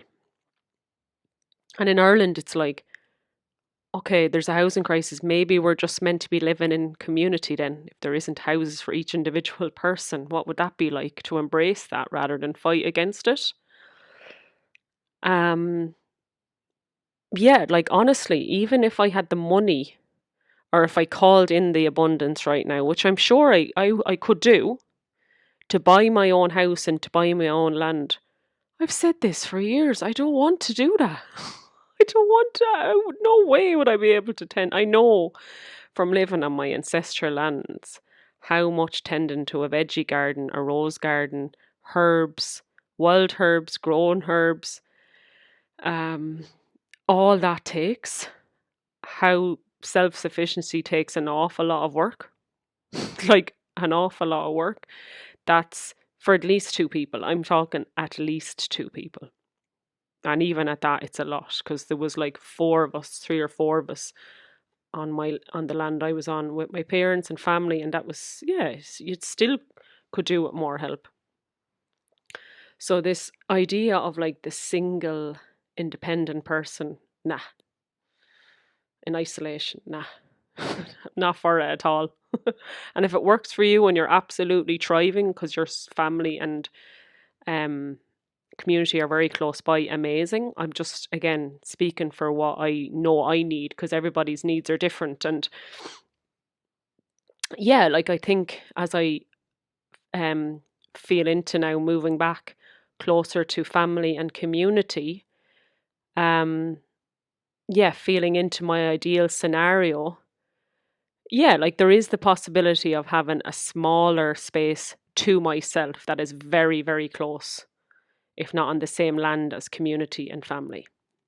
So I'm thinking, okay, what's the next right step that's going to meet way more of my needs, and that's going to be healthy and nourishing, um, and believing that it's possible.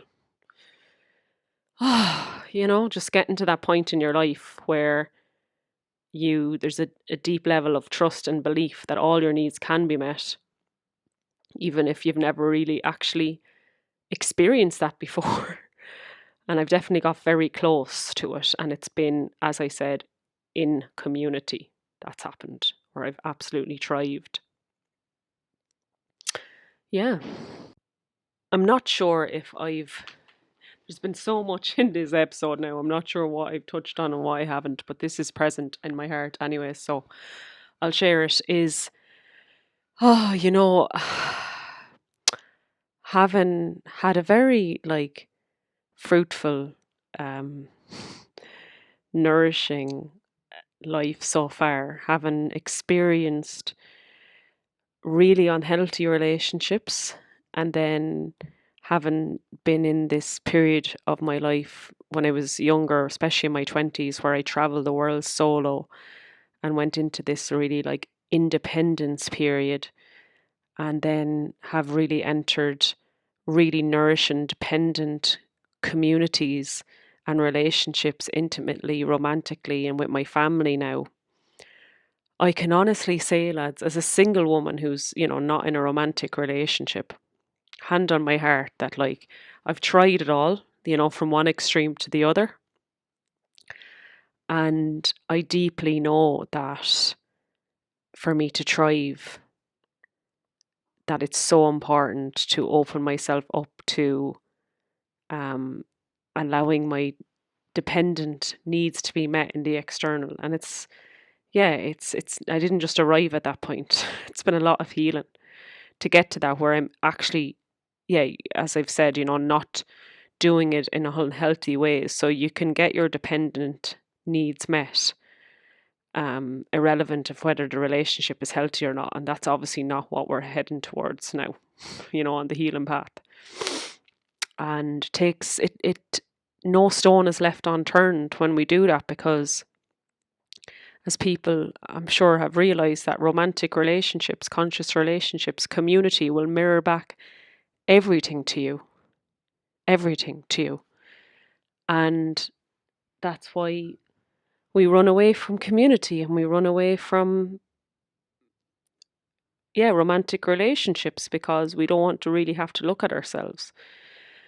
And I remember, like, I've always been interested in, like, I always see myself, I always, saw myself living on land with a lot of people around me or close to me, or creating my own little tribe on the land, with my own family. And so I've always seen that. And so years ago, I think it was 2021, I went to, there was an online meeting for Clock Jordan, which is, a community village in Ireland, the first of its kind, but it's been there for like 20 years. And they were um, reflecting on the project so far, and they were saying how, a lot of it didn't go well, and there was a lot of things that they would do differently.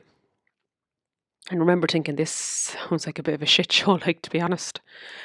And how, like, this idea of all living together on the land can be very idealistic and fairy tale. Like, it's a lot of shadow work to live on community with a lot of people. You really need to know yourself. You really need to be devoted and committed to the healing path.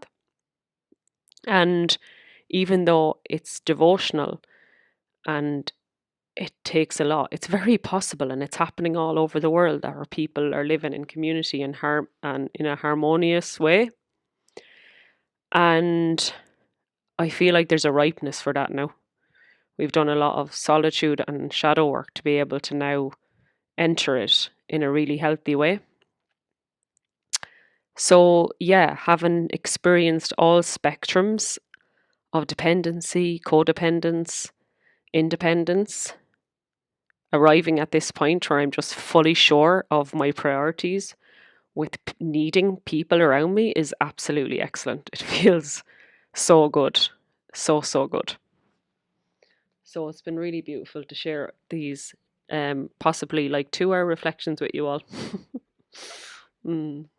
Yeah, another thing that I've loved to kind of witness as well is how there are many spiritual teachers that I really admire that are deeply living in community, which has been another just big reminder. And I said, as like we're coming out of such disconnection that we need these reminders. I definitely do, to pave this new way. So Muji, who I love, he has a big spiritual community that him and his community set up that's obviously grown loads in Portugal, and you can check out like what they do on YouTube. I just love watching it. I'm like, this is how it's meant to be. And they talk about how all, like, it's for really devotional people who are committed to shadow work, because all the shit comes up in community spiritual, especially like those very deep spiritual communities. But how that's what our soul is here to do, is to grow. Teal Swan has her own community. I'm not sure where it is. Where is it? Is it Philadelphia maybe? I don't know. But she lives in community. And I seen recently, like, her community were asking for more men to join because there's an imbalance. And I was like, they're even asking for exactly what they need. This is just incredible. And I know Ramdas was very close to community as well. Had a lot of people around him. Yeah, a lot of spiritual teachers, especially in India, just automatically grew up in these spiritual communities and kept them alive and well, you know. So it's like, as I said, the Tuatha De Danann and all of our, you know, our Druidic ancestors, this is how it was. We lived in tribes, clans, communities. So I hope I'm selling it to you, lads. I'm not trying to sell it to you, but this is the truth, isn't it? It's the truth. And it's going to show up all untruths to get there. I remember a couple of years ago, maybe it was a couple of years ago, yeah. Feels like that long ago anyways, I seen like a short, you know, those short videos on YouTube by Teal Swan, and it really resonated and hit a core with me. It said, you know, we're not actually meant to be alone. And if you're really needing to be on your own a lot to find your personal truth, it's because you're not feeling safe in community or around people, and you're feeling like you're responsible for all the people around you and their needs being met, which are relationship issues. You know, feeling like we're responsible for others and feeling unsafe. It's trauma in relationships. So if you totally feel safe and you can find your personal truth within relationships and you feel good around people, I feel like you're less unlikely to depend on your aloneness. So any issues we have with being in community or being in relationship,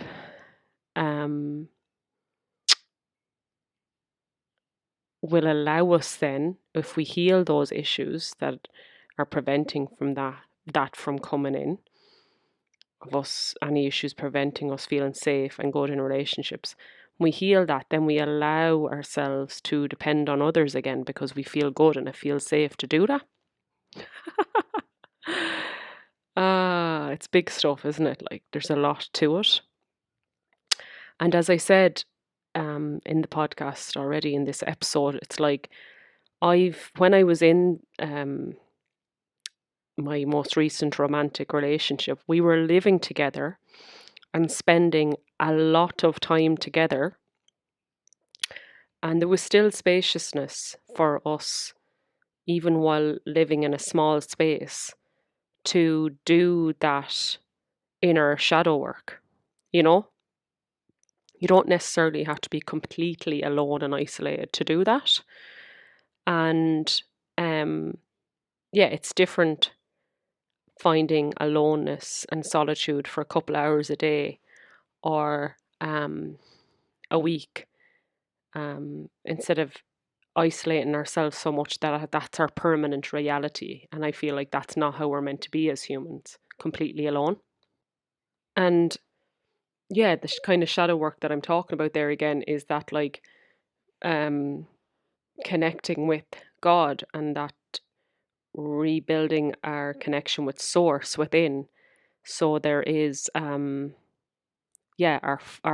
inner well is full, and those practices can be done with our beloveds, with our community, while we are filling up our own well, while in community. And my experience is that, like, honestly, doing spiritual practices with someone else, with my ex-partner, was way better. Like, we would reach really high states in meditation because there was two hearts coming together, the co-regulation. In any of the silent meditation retreats I've done, which have really changed my life, like really brought me so much deep peace and connection, happened, guess what, within community settings. You know, we were meditating with people. So if anyone's seen that film Into the Wild, and he dies alone, and he, you know, his journal was found, and he said at the very end he realized life is better shared. Life is better shared. And, you know, really opening ourselves up to the magnitude of that and the depths of it. It's not just our romantic relationships, but like thriving in really, really strong community spaces as well. And debunking this need to be alone and independent. We're social beings. And you know, I've been reflecting a lot of my own lived experience of this, and it can be quite a scary or traumatic realization to see how, for so much of our lives, our needs actually haven't been met, even as we are on the healing path or the spiritual path, because of these concepts of needing to meet all our own needs is to be spiritual. Or some of us have had initiations in different parts of the world and lands where we have been far away from communities and families. And there's periods of that, like I've had. There is periods of that to be able to re-enter in healthier ways. So if you need to take aloneness and solitude at the same time, I've needed that to regulate my nervous system so I can enter relationships more regulated as well. I'll talk about that more deeper in another episode, but yeah, like we have to be very compassionate and kind to ourselves, that it's not, we weren't shown, really, a lot of us didn't grow up knowing, or we weren't shown how to meet all of our needs. And there isn't lots of community living scenarios for us to move on to. And two of my closest friends have actually moved to the UK to be living in community scenarios, which shows to me that there just isn't as much in Ireland. But like, technically we're a way smaller island as well, but there's definitely a lot of progression needed here around how to actually live in community spaces. So being patient and compassionate with the journey, because this is a whole new way of living that we're having to carve out of a long time of disconnection. You know, so it's like, I know I'm really going to be reflecting on this more over the next weeks and months. It's like, oh my God, where have I been denying my needs? And, you know, getting really creative now about how I meet all of those needs, and really allow myself now to dream into calling people in who can really I can be in interdependent relationships with, where I am just so ready to meet the needs of another who can also meet my needs. You know, that really symbiotic relationship. So ready for that now. Like, I am so ready, and not from a place of like desperation, but a place of like complete wholesomeness, that I have so much to give. You know, I've so much to give, and my well is full, you know. And it's the same for all of us. We've so much to give community spaces. And we've so many needs there that need to be filled by a village. It takes a village. Good stuff. Like, also, as I mentioned earlier, you know, one of our biggest needs that we are dependent on is connection, human connection. And this is why I feel, well, I'm sure a lot of us know this, why people are addicted to their phones and social media, because they're absolutely craving community and connection. And it's really an epidemic, isn't it? When you're on the bus or the train or in a restaurant and everyone's stuck to their phones. And we also see it in young children and teenagers. They're actually, well, for young kids, they're craving their caregiver's attention. And yeah, I notice myself when I'm around people who I feel really connected to, or when I'm around anyone, yeah, I'm not on my phone at all, because that need is being fulfilled in real time. And much as like I feel, and technology has a positive side, like obviously we're connecting right now in that way. Um, I think in general, if we're using social media to connect and WhatsApp and all, it's just not going to ever meet the need in the way that real human connection does in the physical. Obviously, we know that, but it's a good reminder, because I feel like I'm just getting to that point where I'm done with like communicating over the phone. I just want to be able to get in my car and talk to the person in real time. I find that a lot easier on my nervous system and a lot more real. Feel like the needs are getting met so much deeper. So there's that as well. And what else was coming through there? I've mentioned this in other podcast episodes, my need to be very strict with technology, and because it disconnects me and dysregulates my nervous system, all the stimulus on social media and the phone. And I was thinking there, if we think of the circle that I mentioned at the start of the podcast, around the edge of the circle is complete disconnection, and the center point is connection. So for me, it's like it's easy to get pulled back into that edge point of complete disconnection, and being strict and disciplined to make sure the things in my life and how I'm interacting with the things in my life is helping me move back towards the center point of connection.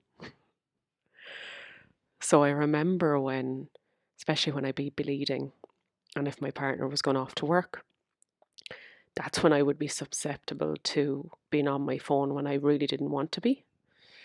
So I remember I used to send my phone with him to work if I didn't need it, if I was bleeding, for example. So he'd have my phone, and all I would have is my laptop with no internet. So I'd play music when I'm bleeding, and that'd be it. And I remember just singing and dancing and really connecting with the elements. So yeah. Anyways, that's a whole podcast episode in itself. Which I have talked about before in daily spiritual practices. Another thing, I know I've probably tapped on this a few times, but it's been swirling around again, is this the spiritual programs, right? Yeah, I remember a few years ago, I think it was around 2020, I was doing a container with a spiritual teacher, and yeah, this person is amazing, and it's I suppose it's like discerning what you need from that person and leaving what doesn't resonate. But I think at that point in my life, I'd put this person on such a pedestal that everything they said was correct. And remember, as part of the container, we were doing these affirmations. And, before I say some of those out loud, these things serve us for a certain amount of time to come back into a place of power, sovereignty, and connecting with our own inner infinite connection to source.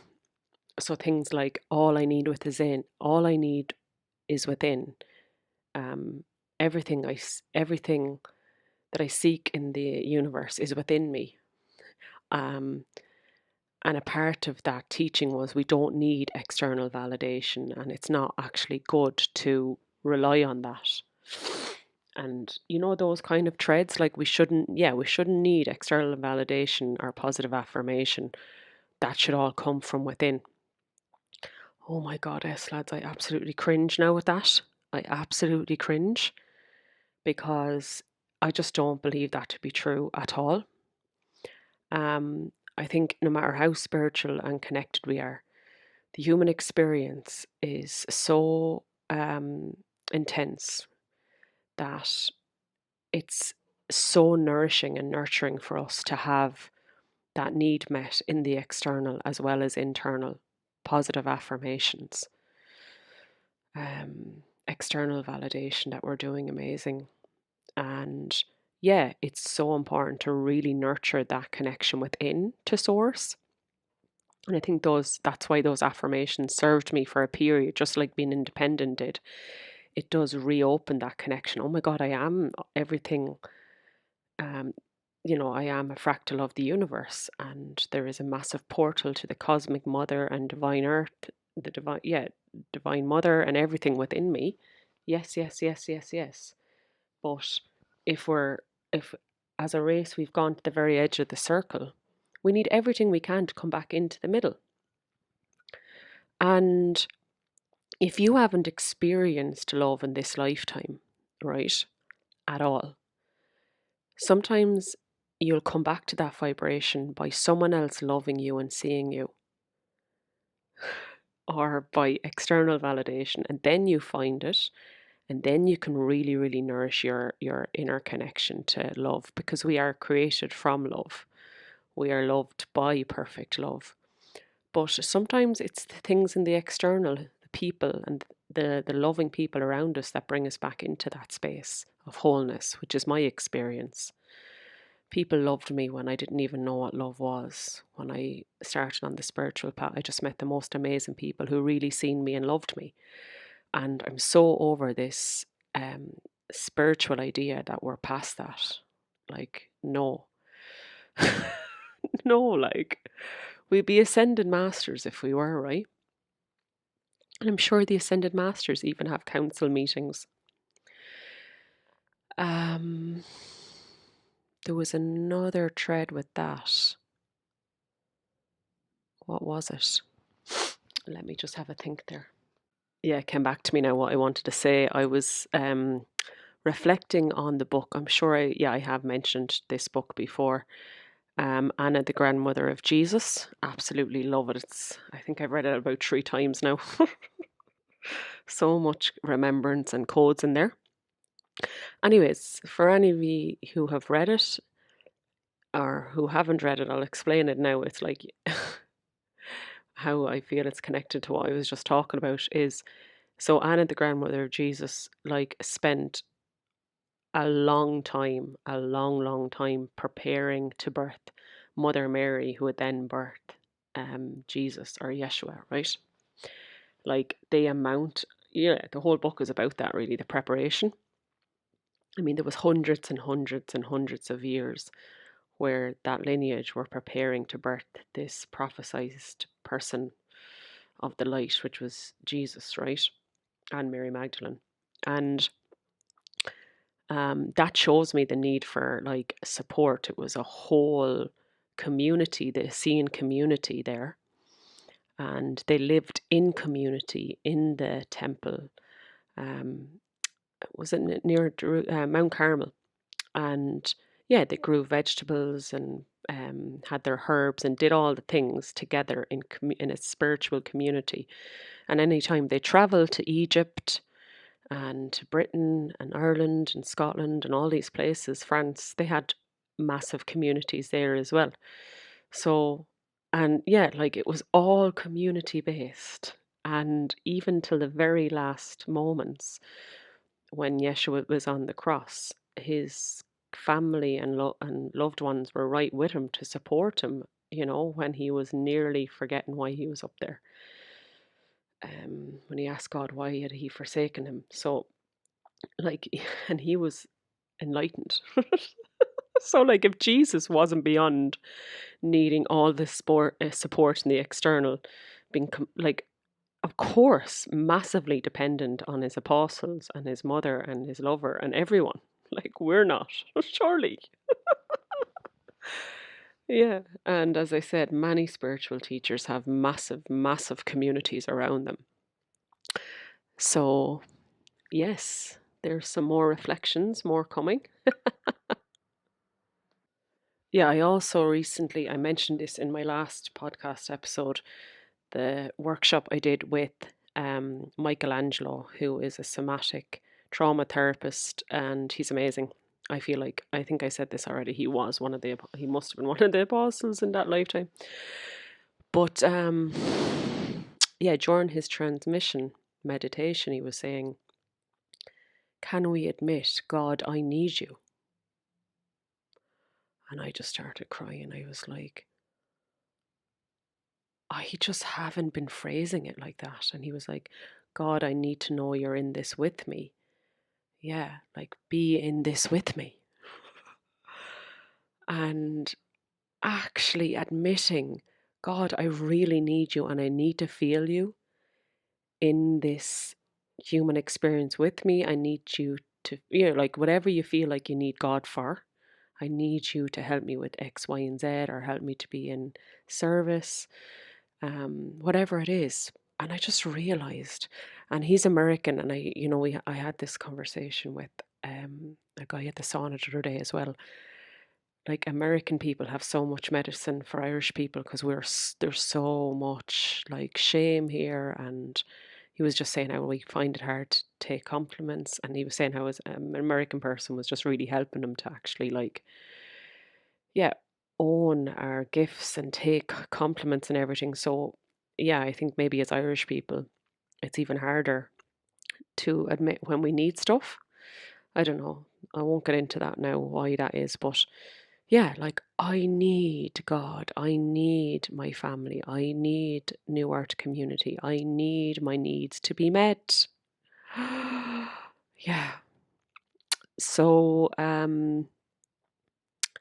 that is something that I have done.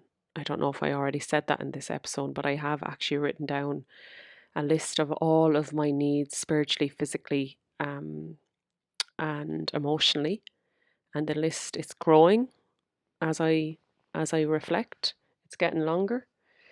And I realize that, yeah, wow, like, there's actually a lot of them not been met right now, which is, it's an ever evolving journey of, coming back into the center of the circle, but just realizing how much I've been denying certain needs. And this Irish thing, I will just get on with it. Sure, don't you have X, Y, and Z? Well, it's actually like, no, right here, right now, like, they're not getting met, so I need to change something, you know? And seeing that, yeah, like, how do I phrase this? Um, yeah, depending on yourself, knowing you can depend on yourself. It's a really good start. It's a really good start. Like, I know I can depend on myself to always make sure that I have money to pay my bills and to have organic food. Um, well, I depend on the people who bring me that money. Um, and yeah, I can depend on myself to make sure I have proper rest, and that I really deeply nurture and nourish myself, that I can hold myself emotionally. And there's lots of different things that I'm actually really able to give myself when I look at the list. And I think the more you really can depend on yourself, and the more you really nurture and nourish yourself in a very soft, feminine way, whether you're masculine or feminine, the more softness you attract into your life through people who are really just mirroring how much you're meeting your needs in a really soft, nourishing way.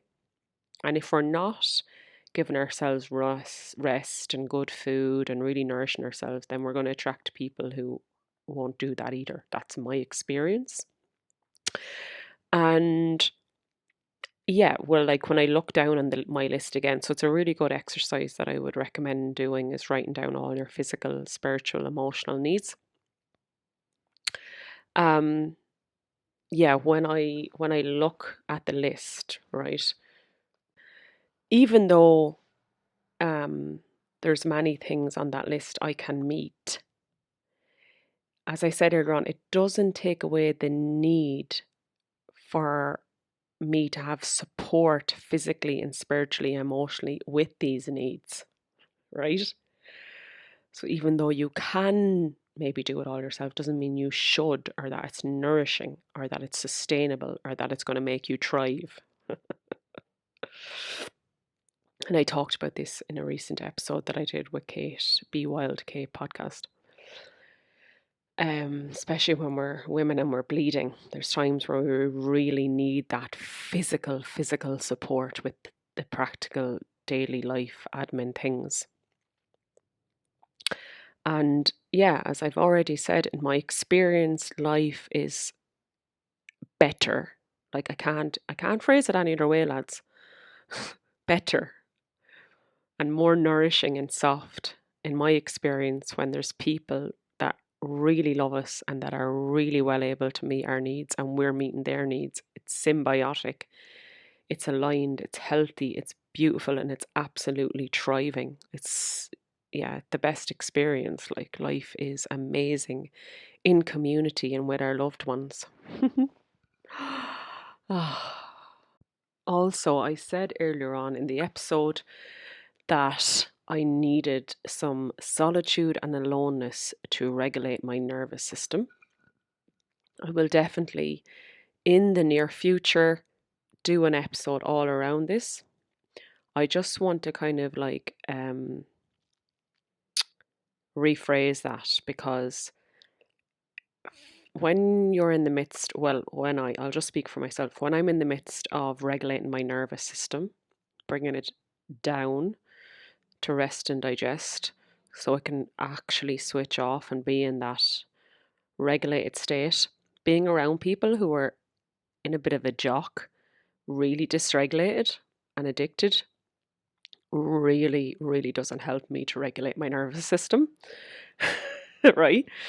And that's, yeah, like that's a known thing, like co-regulation. Like, you are a sum of the people around you, but you're also a sum of the nervous systems around you. So if you're around people who are very dysregulated in themselves, that's going to impact your nervous system. So that's what I mean. And what I have realized very viscerally, you know the word I'm trying to say there, very physically even will do, is that when I'm around people who are very regulated, that really helps me. So that idea, or that knowing of co-regulation. So actually I'm realizing that it's better for me to be around people who are really regulated than to be on my own a lot of the time, because I really need that co-regulation, because I wouldn't have received it enough as a newborn, and as a baby, because I wasn't breastfed, and many different things that, even the traumatic births in hospitals, that can really, really fuck up our nervous system. And so because there's so much rewiring there from my very early years, actually the part of remothering myself is been around really regulated people, and that's what I'm realizing now, is I need to step into that more. Yeah, I was around my friends for a week at Bridget's Day, and I just was just so regulated because they're regulated. A lot of my community and friends are very in their bodies and regulated, so it's really helpful. So I think ideally for me, I would be in living scenarios, very close living scenarios, to people who are really regulated, um, to meet that dependent need. Love it. I wrote down my needs. I realised that one of those needs is to express myself without any limitations. Hence why this will be the longest episode to date. I love it. Yeah, if I can't talk for as long as I want on my own podcast, I'm restricting myself and not meeting my own needs. Anyways, I wanted to catch something that I said earlier on around, family of blood meeting our needs in ways that maybe community couldn't. And then I caught myself at the moment. But I want to just um, restate that or catch myself on it again, because actually that's where a lot of my lack of needs being met has probably derived from. This feeling that my needs are too much or I'm too much and it's too much for people to bear. And that's what happens when our dependency needs haven't been met as children. We think we don't have a right for them to be met and we're too much. So I can see how I'm at this massive threshold in my life where it's like, actually, it's going to bring joy to other people to help me meet my needs, and I'm going to feel joyful meeting other people's needs. And I wrote this down. I probably spoke about this more on the podcast episode around inner child healing, which was really present around the time of Samhain, that when we've been really deprived of love, so love is probably my top need. Love, loving relationships, loving environment, loving safe environments. And if we didn't grow up with that, I was looking back at pictures of when I was a child and I'm like, I, I must share them. It's like, I'm just looking at them now. My little self is like, what the fuck is this planet about? Where's all the love, lads? Where's the love? Why are people living in their hearts? So because I was so deprived of that growing up, and my parents are, beautiful family, but like, yeah, you were born into a world where people weren't living in their hearts. It's just a fact. That because I was so deprived from it, I attracted anyone into my life that would give me any ounce of love, and that ended me. I ended up then in abusive relationships because I was so desperate for it. So there definitely is that journey which I talked about of stepping into independence and depending on yourself to source love. So when you're feeling love within you and you're sourcing that God love within you, you attract a healthier love, and people who you can really depend on in the most loving, conscious way. So I really wanted to state that because this is not something that I could just sum up quickly, because it's complicated, this idea of fully allowing ourselves to depend on others while also depending on our own inner will, our own inner well even. And, when I reflect on that sense of depending on ourselves, you could see it as full dependence on source, God energy, or your soul and your higher self and your guides and your angels and Mother Earth and Father Sky. So is it independence really? Not really. For me, it doesn't feel like independence. It feels like complete interdependence, symbiotic relationship with source, great spirit, God, whatever you want to call it, actually. That union, that you are one with all that is, that oneness. That union, and where our soul comes from, the creator that created us. When we're in union with that is, to me, actually a symbiotic interdependent relationship. So really this comes back to dependence on all of those things to thrive, dependence on remembering our natural vibration of love and light and connecting with that energy and with people. And then when we come into that union with God, and then we manifest those creations in the external through people, things and places. So actually everything comes down to me, everything comes down now to relationships to me. Relationships with ourselves, relationships with God, with earth, with the divine, and how that then reflects in people, beautiful people in our lives who can really meet our needs. Oh my gosh, I absolutely love this stuff, lads. This is what I'm here for, you know? This is the mission, like raising our consciousness.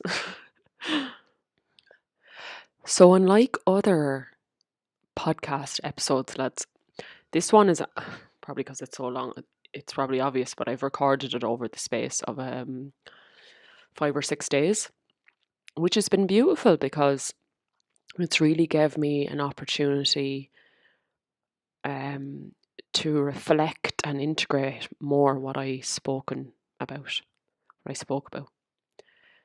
and seeing how subjects like this need that sort of spaciousness for me. And it's unethical not to share the totality of it, because I'm seeing how, yeah, there's a lot.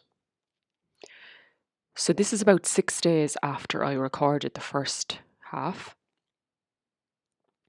I just wanted to share what's really present today. I had the opportunity to be in community yesterday, and just remembering that I've spent a lot of time in solitude in Kerry. So I'd organised a gathering for International Women's Day, which was beautiful, with a fire on the beach. And oh my goddess, what an absolute soul on fire experience when you meet women who are really on the path and really get it.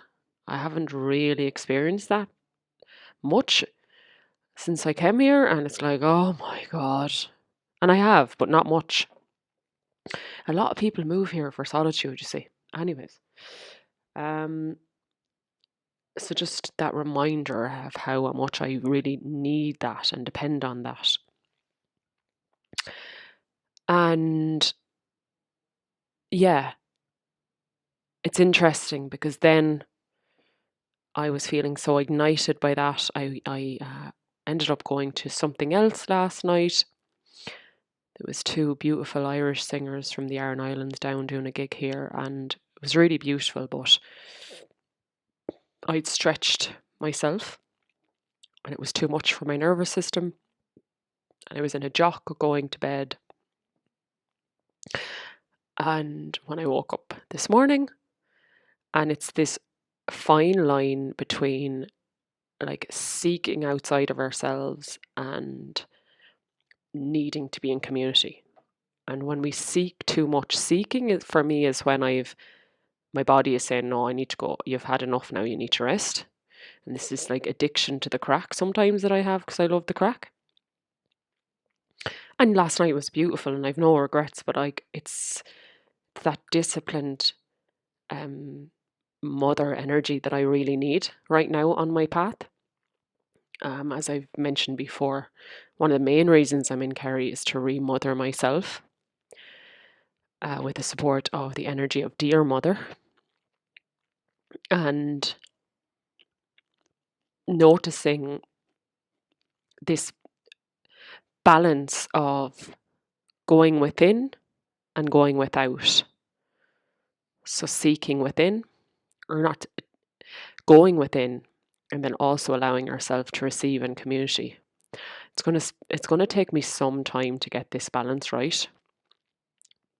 And it's like for every 2 hours I spend in community, I need 4 hours of inner union, is what I'm seeing. Because there was so many years of disconnection from within my own well, especially in my 20s. Oh no, actually for 30 years of my life, there was a seeking external, and most people are living from that place now. You know, during lockdown people went in a lot more, but you can see people have completely gone back on the hamster wheel. So for me, it's about going within deeply and engaging now in community in a healthier way. And I'll definitely talk more about this in another episode, but when we are wrecked and we want to go anyways, right, we start to disassociate from our body because our body is wrecked. So if we were to stay in our body, we'd probably fall asleep at the gig. So this is what happens to me, I start to disassociate and I go into my head. And when that happens, your body can feel like it's in a, disassociation can lead to flight or fight. And flight or fight can actually trigger our wounded inner child that experienced trauma. So I really had to sit with my wounded inner child this morning who got triggered last night because of that. So there's a lot in this, like a lot comes up when we really don't listen to our bodies and go within and depend on ourselves. So seeing how it is really all linked to dependency, but dependency from within, firstly. Dependence on our own inner navigation. And even though we have community needs, it's that fine balance of not neglecting our own inner world. So there's a lot in this. Bear with me, lads, as I really navigate this new kind of state of awareness and consciousness.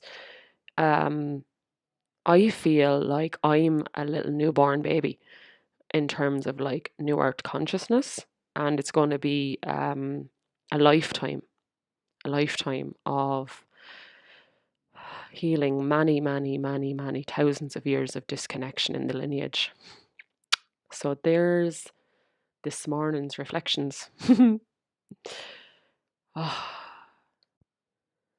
So this is possibly the longest episode I've done yet. And I'm not surprised because I'm so passionate about it and I feel it's one of the most important things that I could talk about. And I'm excited to delve deeper into it as my experience with it continues. And I say with it is the experience and expansion into remembering my dependency needs, opening myself up to that more, allowing myself to receive that more. I definitely, if I haven't already mentioned it, I definitely have more of a journey to go with there. Decolonizing myself out of feeling like I have to do it all and this difficulty asking for support. So I'm really excited to do that, to really open myself up to more receivership. Because I know how much it fills me up to help other people to meet their needs. So I know that we're all deserving and worthy of that as well. So yes, Sinead Accordia, that is it. I really hope that I explained it in a way that makes sense for you. And that I really hope it's got you thinking about these terms that have been, I believe, very distorted, codependence, independence, de-shaming the word dependence, and owning our needs. I'm just thinking of my Maslow's hierarchy of needs. Like, we all have basic needs, and how we go about getting those needs to expand, I believe, so we can absolutely thrive as human beings. Thrive. Whether we're deep on the spiritual path or not, those basic needs are the same. I would love, this is one I would really love to hear your reflections on. So please send them in, because it's a big topic. And maybe after this, if it's resonated, just declaring yourself, these are my needs and I'm dependent on getting these needs met, and that's okay. And noticing how absolutely liberating that feels. It's so liberating in my experience. And it doesn't have to be in any way disempowering, because if you fully depend on yourself, that fullness of dependence on yourself will manifest people and things to help you to meet those needs. Because we're all one anyway. So the person or community you attract in is a reflection of you. Anyways, they are you. It's not separate from you. So that's our way of fully depending on ourselves, is manifesting things and people that will help us to do it. Because I think, even as I said already, even if we can do a lot of things for ourselves, that doesn't take away the need for someone else to do it for us. I mean, journaling is great and massaging myself is great, but it's way better getting a massage from someone else and talking to your friend around the fire with some cacao who get you completely. So there we go. If you've made it to the end of this podcast, wow. Thank you. I love you. I love that you're here hearing the heart musings from my heart. And I send you so many blessings and so much love on your heart-led journey. Lots of love, and I will see you in the next episode. Slán go fóill. Go raibh mór.